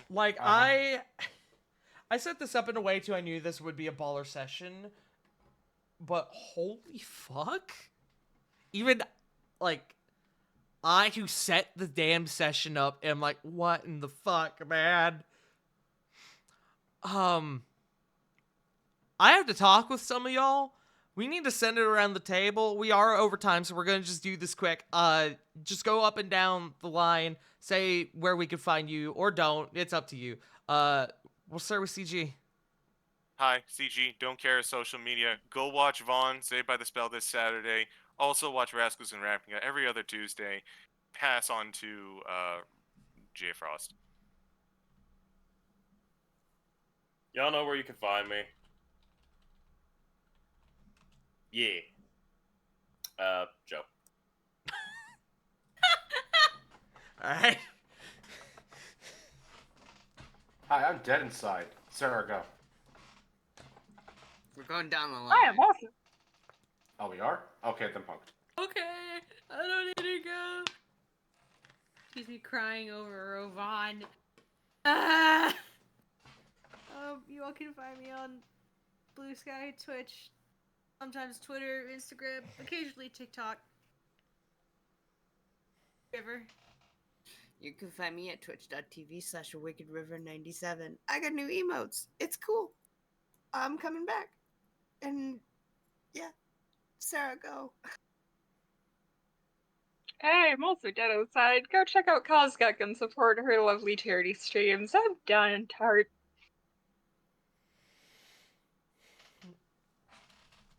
Man. You did damage on us this session. I did damage on myself, dude. Emotional damage. I mean, I think this is, just looking at it in the the grand perspective, the most, I don't think this is, the 1 of 1% of this collection of circumstances happening. This is, the Thanos, 18 million futures or whatever, and this is the one that we got. We had a divine intervention. We had a player death. We had a, 0.01023% of the 8d8 damage roll. We had the four tens on the 4d10. Jesus Christ, y'all. Okay. Hi, I'm Tart. I am the Humble Dumble Master here at this channel, twitch.tv/SparringTart. Well, actually, there will be a stream tomorrow as we will be finishing up our little fun playthrough of Halo Reach with the homies. That will be tomorrow night. And we did just get the word. It do be looking like, unfortunately, Ravnica is going to take a rotation off this week because of work constraints upon our DM Lejake, which is fine. But yeah, some other stuff this week, some goodness. I think we're going to be doing content warning again this Friday with Johnny, Stone, and Katie, so tune in for that. We had our fucking charity raid train yesterday for ASAN. We did meet our goal, so Nate and Johnny have to get tramp stamps, which is really funny. So yeah. Oh, we need to send it on over to someone. Nobody's fucking live.